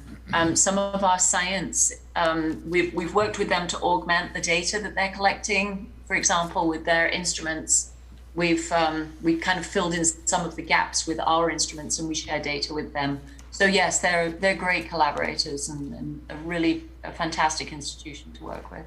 I just appreciate what you're presenting to us today, and I would like you to consider coming back in 6 months and every 6 months thereafter and give us some progress reports. I would be happy to. If you can put up with me, I'd be happy to. I'm Commissioner Lockley. I'm out of District 3, and I got a few questions. I mean, the job, what y'all doing, it seemed good, but you know, once y'all get through and your project is over, who gonna continue to put the shells in the bay and different stuff like that? The state said they not gonna do it. Well, that's part of the reason for having this like working group, this subcommittee, whatever the title is, that will look for restoration funds. And there are some potential funding sources like the Restore Act. They're coming around with another round of funding. So you're right, you're absolutely right. This needs to be something that's done hopefully it should really be done by the state as part of the fishery. I mean, oysters, like I said, are a little bit different from most fisheries because you take away their habitat when you harvest them. And so, you know, if there's enough oysters out there, then they can replenish that habitat, you know, as fast as you harvest it. But that's often not the case. And so there needs to be a replenishment program. And that's something that the state somehow needs to take on. It used to be that FDACs had, they were responsible for this state-funded program. And you guys know more about this than I do, where the shell from the shucking houses was kind of purchased back or donated back or taken back and put back out on the reefs. And the thing is, it's like a lot of things, you know, if you keep at it, you know, a little bit over a long time, just keep doing it, that's a lot better than letting it get to a crisis state and then having to spend millions and millions of dollars to rebuild the reefs before the oysters can even start rebuilding the population. So I completely agree with you. This isn't something that FSU, really has the wherewithal or the mandate to do. It should be an ongoing program, and that's what we're going to try and talk about that with FWC and FDAX to see what we can do about that. And also monitoring. We're not in the business of long-term monitoring either. That needs to be a state monitoring program. And they currently don't have a monitoring program for oysters. They've got it for a whole bunch of other fisheries, but not oysters. So anyway, that was a very long answer to your question, sorry. What they did was, once upon a time, when I used to oyster, they had a couple hundred oysters. Well, dikes in the state, they were putting enough shells out there for a couple hundred. But later on it exploded, and you had 2,000, 3,000 oysters, and they were putting shells in there for 1,000. So it was lost in the beginning. Yeah. It just wasn't enough there for the people who worked. I'm an old oysterman, I've seen it all through the years. It seems like the management seems to need a little revamping, certainly. Well, my last question, how long is it going to take for all this for we see some oysters in that bay? That's a good question. I wish I could give you a definitive answer. I think it depends a lot on the climate and whether we can get materials out. So, I mean, you guys know this better than I do. Oysters need habitat and they need good environmental conditions. So we've had some decent rains in the last year. The salinities in the bay have been okay. And or the last few years rather, salinities have been okay. And we're actually seeing in some spots, a few spots, and this is what's encouraging, is that we're seeing some bigger oysters and some spat.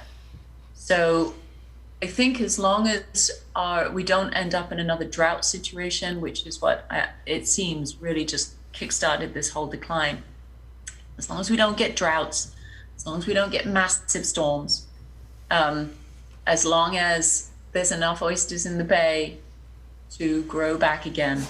The nice thing about this system is that oysters grow quick down here. So, it's possible that in the next 3 years, while the closure's in place, there may be some areas that reach that threshold for fishing. But I wouldn't put money on it. We'll see what the oysters can do. It depends on a lot of things. All we can do is give them the materials and hope that nature obliges. I wish I could give you a better answer. Well, it took from 18 to 24 months when the storm blowed it out in '85. And we had some bonanza season after then. It didn't take no 3 to 5 years. Yeah. Thank you. You're welcome. I wanted to ask another couple of follow-up questions. This is not meant to be a political answer.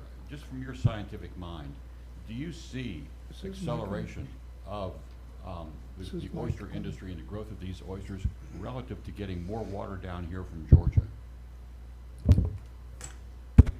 So we know that oysters need a certain, they've got that sweet spot of salinity, and they also need nutrients coming in from the floodplain to provide food for them. That is provided by a combination of climate and management decisions, right? We've got this managed river. I think from what I'm not an expert in this, but from what I understand from our modelers and from reading and listening, if we have good enough rainfall, that it will keep the salinity right and inundate the floodplain for long enough to bring food into the system. If the climate can do that for us, then what management decisions there are less important. If we have limited rainfall, then what management decides to do becomes more important for us, because there's not enough water to go around, everybody wants it, and we end up downstream and not getting enough. Does that make sense? Yes, It's not a ma'am. very satisfactory answer, I'm afraid, but I think, once again, you know, it sort of depends. If nature's good to us and we get a lot of rainfall, I think it seems like, anyway, that we'll be okay. Okay, that's interesting. And then the last question is just relative to the state getting involved. We have multiple layers of the state getting involved, FWC, et cetera. But you know, it seems to me, I think you're telling us this, that ultimately one of the defining outcomes for your work is going to be a roadmap, a recipe, and an outcome report on how the state can restore that bay. Do you see that as a practical idea? Yes, I do. That is, I mean, we want to learn a lot about the bay. That's kind of the whole science of it. But yes, in terms of management products, that's exactly right. Okay, I'd call it a recipe for them. I think it would help them think that through. Yes. That sounds like a good plan. Hope they don't burn the cake. Yes, ma'am. That's right. Anyone else have any questions or thoughts for Dr. Brooke while she's here? Dr. Brooke, thank you for the presentation today, and thank you for taking the time to be here. You're very welcome, and I'm happy to come back and speak whenever you wish. Thank you. Thank you very much, everybody. Okay, so next we circle back to planning and zoning, Ms. Courtney Bankson. Yes, she is. She is somewhere. There she is. I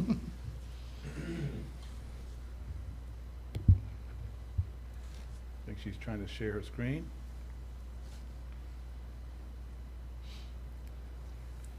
Yep. There she goes. All right. All right, can you see me? Yes, I can see you and hear you. Can you hear me? Yep. Hear you too. All right, good. The first thing I have is the consideration of a request to construct a single-family residential dock located at 1530 Highway 98, Carabel. The proposed dock will be 12 by 8 with a 12 by 24 terminus. Applicant will be contingent upon state and federal permits, and I believe we've already received those. This request was submitted by Garlic Environmental, agent for Charles Smith. The Planning and Zoning Board recommended to approve contingent upon state and federal permits. That's the location map, and here is how it's going to be.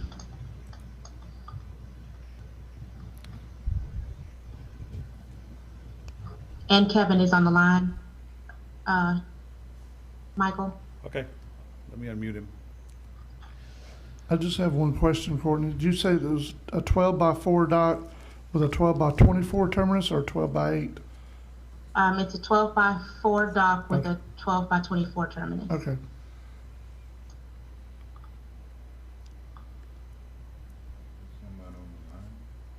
Well, Kevin is in case you have any questions from Garlic. Yep. Yes, and I'm here. We've actually gotten both. Permits in hand. Okay. Thank you. Anyone have any questions or pleasure of the board? So move. Second. We have a motion by Commissioner Ward, second by Commissioner Lockley for approval. Any discussion before we vote? All in favor? Aye. All opposed? That carries unanimous, Jessica. It's approved 5-0, sir. Go ahead, Right. Courtney. Item B is the consideration of a request to construct a single-family residential dock and boat lift located at 2023 Turpentine Trail, Lot 12, Bay Cove Village, St. George Island. The proposed dock will be 493 feet by 4 with a 20 by 6 terminus and 11 by 20 boat lift. Applicant is also contingent upon state and federal permits. This request was also submitted by Garlic Environmental, agent for Gina Miller or GKM LLC. House is under construction. Planning and Zoning Board recommend to approve contingent upon state and federal permits. So approved. Movement. We have a motion by Commissioner Bolt to approve, second by Commissioner Lockley. Any discussion before we vote? All in favor? Aye. Aye. All opposed? That passes 5-0. Thanks, Kevin. Last but not least, we have a consideration of a request for a sketch plat approval of a 21 acres of land line in section 25 and 35, Township 7, South Range 5 West, Carabel. The subdivision will be named St. George Bay and will consist of 16 lots over 1 acre each. This request was submitted by Elaine Boone, agent for Ed Simmons, applicant, and the Planning and Zoning Board recommended to approve the sketch plat. And here are the map showing all of the properties or parcels, and then here is the layout.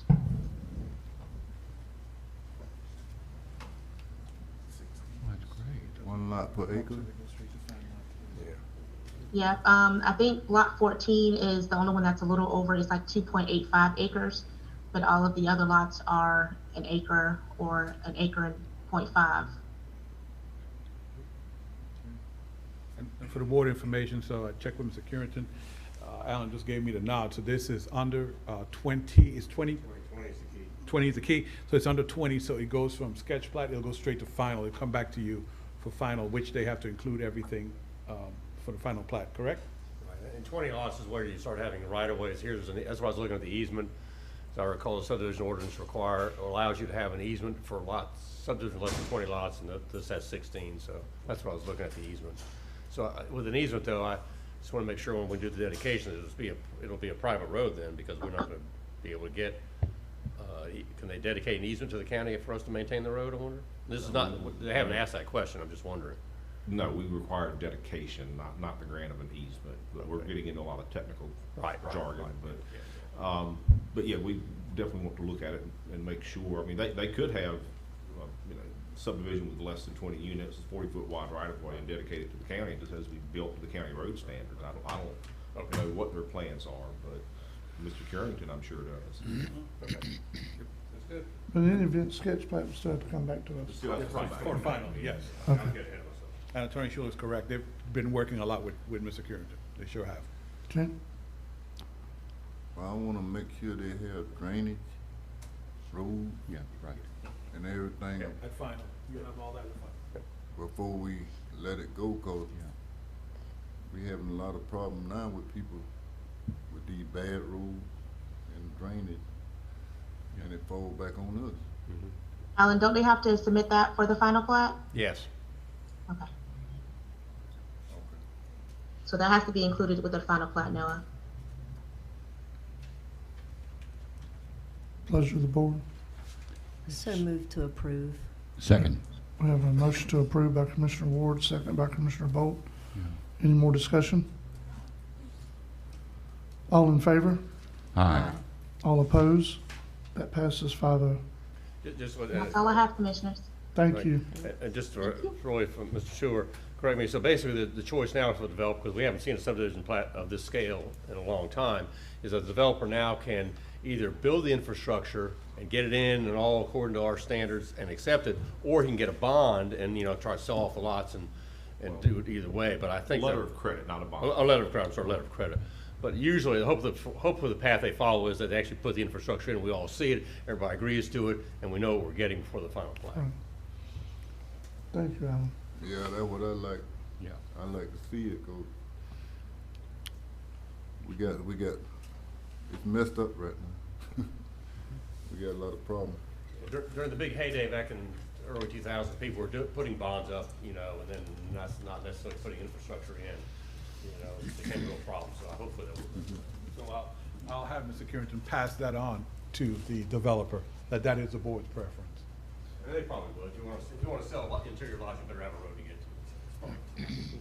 Well, since we're gone down this path, let me clarify for the board. Your subdivision ordinance gives the developer one of two options before the final plat is recorded.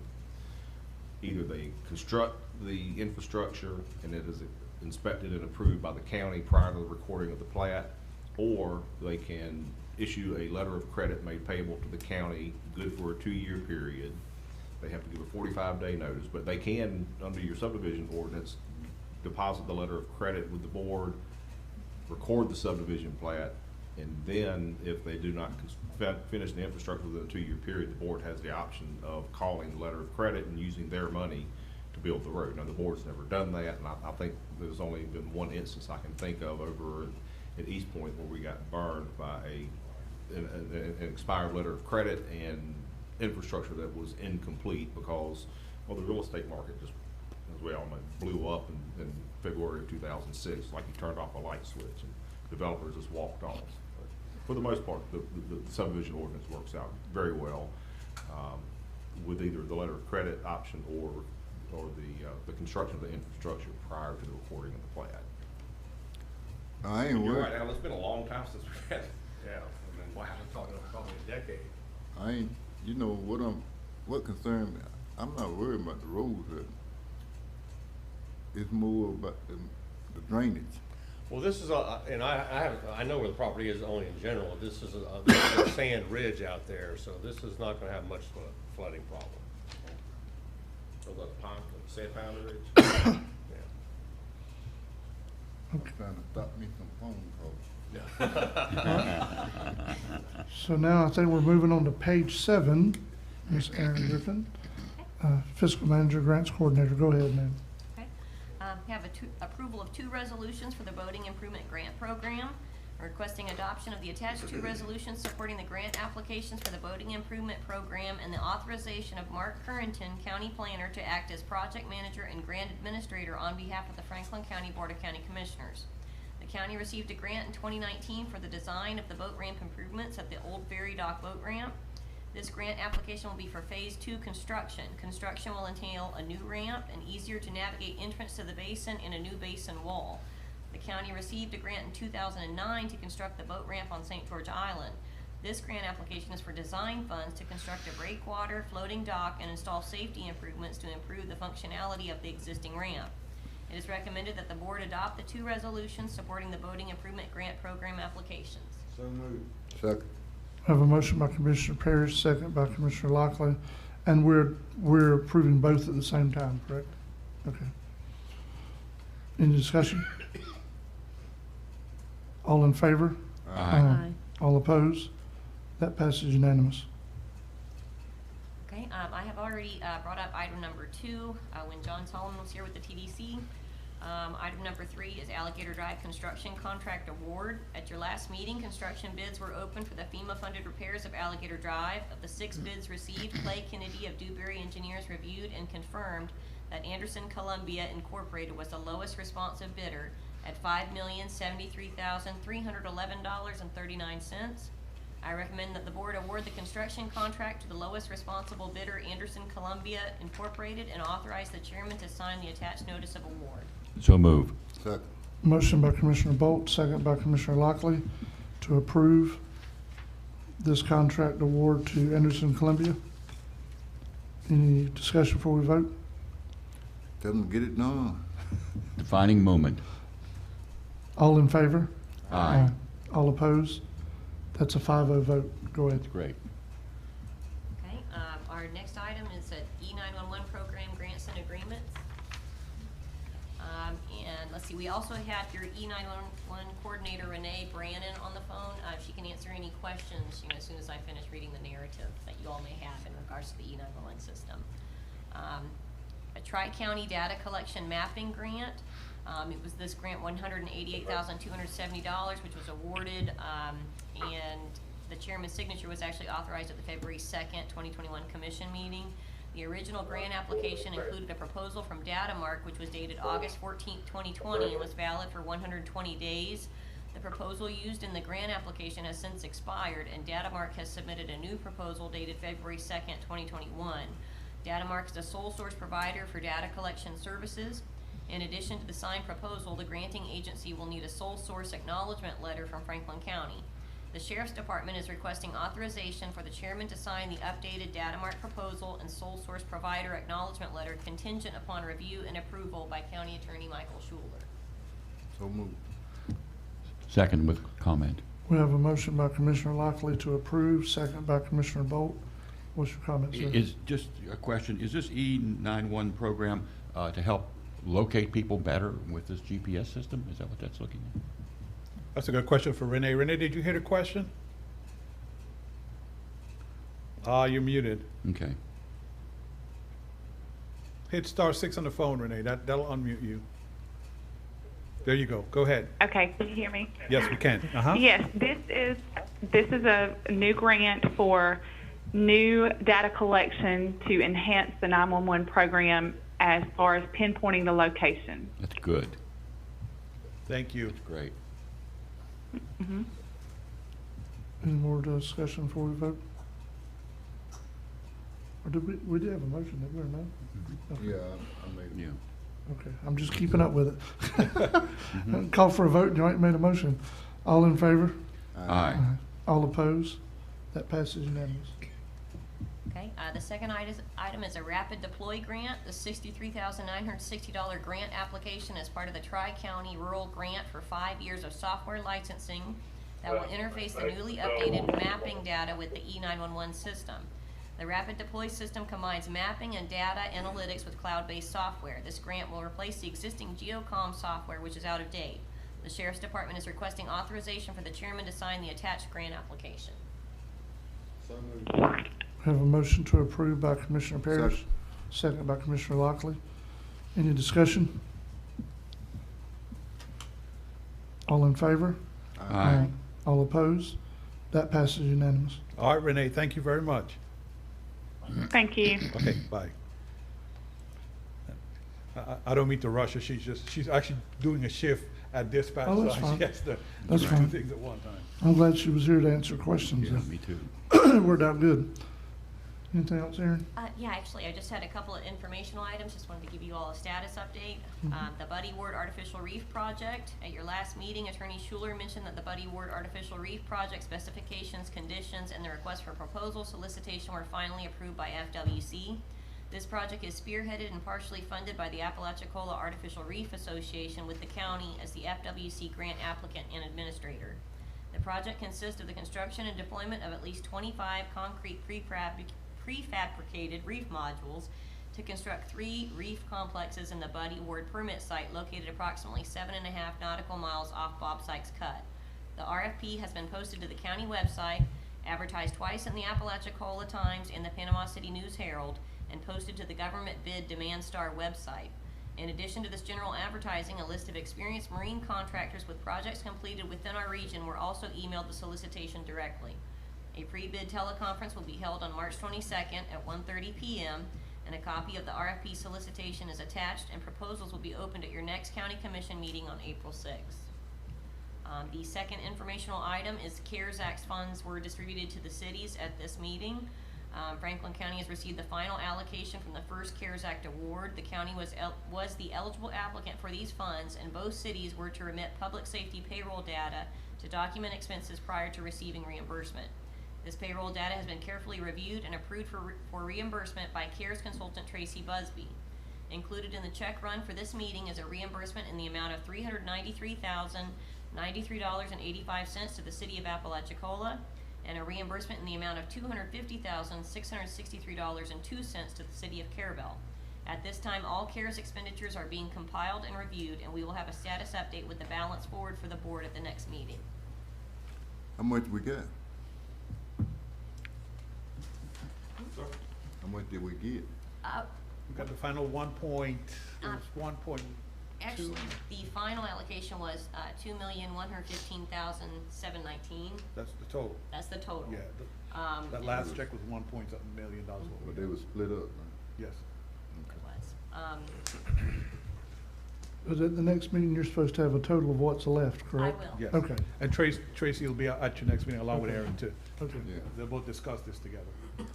Kind of have a plan how we move forward. And Tracy might have an update on the current stimulus thing that just signed into law as to how and when we're going to get that separate funding and we combine them, and if there are any restrictions, et cetera, et cetera. Let them know we ain't get all that at one time so they can bomb rush. Yes, we sure didn't, Commissioner. Is that it, Aaron? That's it. Thank you. Does anybody have any questions for Ms. Aaron before we move on? Thank Keep you. up the good work. Go ahead, Michael. Mr. Morone, County Coordinator. All right, Commissioners, I'll try to be quick here to get you guys out of here really soon. Item number 1, which starts on page 9, the top of page 9, at the last meeting, the board discussed allowing in-person public attendance at your meetings. I met with the Department of Health representatives to review the list, which is below, of safety procedures the board should consider adopting as you consider reopening your meetings to the public. DOH stated that these procedures should be adequate to keep everyone safe as possible, especially with the recent low positivity rates in Franklin County. We did discuss the possibility of an uptick in those rates a couple of weeks from now after spring break. If the board agrees to these procedures and reopens the room, your meeting will basically be using a hybrid format. The public and agenda presenters, like the ones this morning, will participate in person and virtually. It'll be basically up to them and based on the available seating we have in the room. So I'll quickly go through the list. Continue the use of Zoom to allow staff to present their reports and anyone scheduled on the agenda to address the board. Continue the use of live stream for the public that prefer to view the meetings remotely. Use the allowed seating locations as designated by the Second Circuit Court Trial Marshal, which is based on the Florida Supreme Court Chief Justice's order for in-person seating. If there's an overcrowding issue, based on limited seating available, especially during public hearings, those wanting to comment will be rotated outside the room with anyone waiting outside to address the board to speak. Require temperature checks before entering the room. Require masks to be worn in the meeting room unless you're speaking in front of a microphone. Removing your mask to speak allows for clear understanding of what is being said for the official minutes. A hand sanitizing station will be located at the speaker podium for anyone that addresses the board from that location. And your planning and zoning and board of adjustment meetings will follow the same procedures. So what I'm looking for the board, is there anything you want me to add?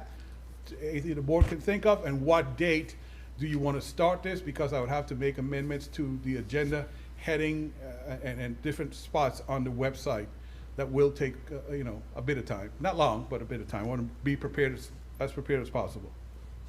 Who's gonna make sure they rotate? I guess that'll be me, sir. I'll have to sit there and make sure that if somebody speaks, that's where the speaker cards help to let us know who wants to speak and who doesn't.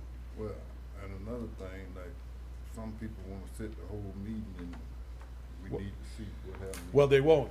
If they have a comment, they have to let us know when they want to comment, and if what they want to comment on is not before the board at that time, they'll have to wait outside to allow people that need to comment at that particular time. They get first choice, the ones that need to comment to the board. That's how, so you just can't sit and occupy a seat if you have nothing to say, and there are other people that have signed speaker cards and want to address the board. Okay. Do we have precedents with other commission boards that are opening up their public areas? Yes, if you remember back in November, the board asked me to look, and that's where I got a lot of these, I kind of, pull from here and pull from there. That's where I got a lot of these procedures from. Okay. And in sitting down and talking with the Department of Health. Okay.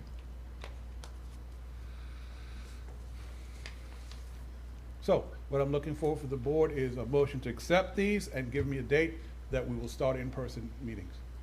I make a motion to accept these guidelines. Second. And, I don't know, potential date, give you time to do what you have to do. And this will be a good, see what the uptick after spring break does, and we'll be going more into the summer months, say our April 20th meeting. Okay. Or our May 4th meeting? Yeah, up to the board, yes. You're the one making the motion. Let's do May 4th. Okay, May 4th. So the motion is to approve this allowing in-person public attendance with these stipulations for May 4th. And we have a motion by Commissioner Ward. We have a second by Commissioner Bolt. Any discussion? Any discussion before we vote? Just like it is, but do what we gotta do. All in favor? Aye. All opposed? That passes unanimous, Jessica. Go ahead, Mike. Okay, quickly, Armory rentals, I also discussed, the same conversation involved renting the Armory for private events. Based on that discussion and the possibility of funding for the fire sprinkler suppression system, which, let me pause there, would cause us, that if we open it up now, we'd have to close it back down for that installation. I recommend we revisit this discussion in May and continue to keep the Armory closed for private events. So I really don't need a motion, just want to make sure everybody agrees. A motion would be something different from what I'm recommending. We're good? Yeah. Okay. I actually think it'd be more beneficial. We have had positive movement in the legislature for the appropriation that's going to allow us to put a fire suppression system in the armory. Yeah. And I think that would alleviate staff from having to be involved in that when we do open it up. Yes, yes, sir. It sure so would. I think it's a I positive really thing. don't want to take any invitations for somebody's wedding and have to tell them at the last minute, we're sorry, you know, so, yeah. Your billing official letter of support is part of the process for your billing inspector, Mr. Steve Patterson, to receive a billing official provisional license from the state. A letter from the county endorsing Mr. Patterson was needed. In order to keep that process moving forward, Chairman Jones signed that letter, then it was sent to the state. I just need board action to ratify the chairman's signature on that letter. So moved. Second. We have a motion by Commissioner Parrish, second by Commissioner Ward, approving our ratification of this letter that was signed. All in favor? Aye. All opposed? That passes 5-0. Thank you, sir. Recently, Attorney Schuler and staff was notified that FWC determined that since the city of Carabel is the entity that holds a permit from the Corps of Engineers, and I'm sorry I didn't refer to that artificial reef over in Carabel, I didn't include that the city should apply for that grant. So if you remember, a presentation was made here to the board about that grant. You guys authorize it, but the FWC is saying no, the city of Carabel has to apply for that grant. However, Ms. Lorena Holly would like a letter of support from the board for the artificial reef program, project. I sent a draft of that letter on your agenda packet. So I just need board action to authorize the chairman to sign that letter of support. I make a motion for the chairman to sign the signature and letter of support for this. Second. Motion by Commissioner Ward, second by Commissioner Bolt. Any discussion before we vote on this letter of support? All in favor? Aye. All opposed? That passes unanimous. Commissioner Bolt will be attending FAC Legislative Day tomorrow and the scheduled meetings with both Senator Osley and Representative Schoaf.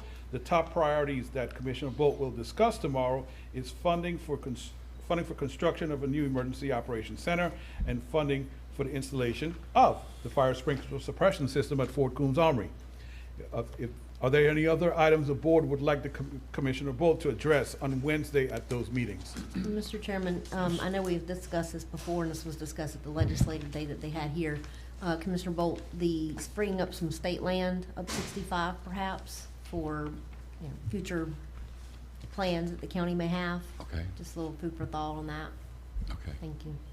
Yeah, like an industrial park or Yes. something, yeah. And two, it come up today, and it might be a valid discussion, Commissioner Bolt, especially with Representative Schoaf, he's closer to us, about adding additional parking down at Ball Point State Park. Okay. You know, for the parking areas they have. Okay. And I have a firm appointment with Representative Schoaf and a tentative one with Senator Osley. Sounds good. I'll be in the area for both of them. I'll be over there tomorrow. I don't know. I'm coming up there, but I don't know what time, so I gotta go to the VA first. Okay, I'll look for you. Wear some green, Commissioner. I think tomorrow's St. Patrick's Day. Yes, it is. It is? Yep. All right, carry on, sir. Okay, item 6, last action item. Recently, staff, and I should have brought this up right after public comments, and I did. Recently, staff received letters and emails regarding the use of funds by Alligator Point St. Teresa Volunteer Fire Department. There are some of those comments this morning. Commissioner Bolt has information on this matter that he would like to share with the board. So, there are 3 documents that have come out in the last several months relative to the Alligator Point St. Teresa Volunteer Fire Department. One document was produced by a former fire chief who has multiple concerns with regard to concerns about misuse of MSBU funds in certain entities of the fire department that were promised but never happened. In response to that, part of the concern was the financial issues of the Alligator Point Volunteer Fire Department. And that fire department engaged on their own a in-depth management letter that talked about all of their proper techniques and procedures for recording checks and recording charge cards, et cetera. And that management letter was, I think, over 3 pages long. And then I was at the Alligator Point St. Teresa Association meeting on Saturday morning, in which the fire department's president gave a full and detailed explanation of all the concerns that had been originally voiced by the former fire chief there. And it was almost a line item presentation. All 3 of those documents have been made record for our county attorney. It's basically mostly information right now. That's all I'm producing. I don't see any concerns at this point. Well, Mr. Plain, when he was over there, he used to attend every meeting regular. He was here. I don't know who the new chief is over there, but yeah, new chief is Hugh Hartsfield. Very, very able man. Whether he was doing it for the fire department or other, but he was at all these meetings. Just information. Okay. Chairman, that is I have 3 informational items, but that's stuff you guys could reference or check with me later if you have any questions about any of those 3 items. Mr. Chairman? Yes. Mike, I need to address item number 3 on your information. Oh, yes. When you're talking about constructing this tower, I'd like to know if this tower is gonna allow co-location of an existing wireless. This tower is being constructed for the slurs, which is your 800 megahertz, for sheriff's departments and state wildlife and highway patrol, all of them using 800 megahertz radios. But there's been a big concern about not having any communication up and down Highway 65, as we all know. If you go that way, you have a little bit before you get away too far from East Point, and after that, you have nothing till you get closer to Highway 20. I was contacted by a Liberty County school board member up there, and they have a big concern when the school buses come down to Liberty, Sumatra, to pick up your kids. The school bus has no communications with the school district, whether it broke down, had a flat tire, got its kids on the side of the road, but they had no way of communication. And I actually told them that I would partner with, I would bring it to the board, we may would partner with them with a letter of support or something to try to get some more communication, such as wireless correlated to this tower to extend the communications. Not only for the people, a lot of people in Franklin County hunt in that area around Wilmer in the national forest, from Sumatra there, and Sumatra back down to the state forest. But having a line of communication there would be detrimental, beneficial to all of us. Yes, so it would. I'd like to direct staff to contact South Apalachicola National Forest Project and the Forestry Service to request your comments and see if there's a possibility of having these Verizon Wireless and some of the others being able to co-locate on that tower to provide us with a cell phone service. I will. I'll come back to the board. And I appreciate that. Anytime. Mr. Chairman, I've got something I'd also like to address. It was brought to my attention that there's an area in my district, there may be, it's actually at the corner of 98 and 65 in Gramercy Plantation. Apparently it was owned in error, potentially a Scrivener's error. And I'd like to have Mr. Mark Kernton, if he will, look into this matter and check to see what the error is and try to fix it, or see how to fix it, and report back to this board at the next meeting if that's possible. Well.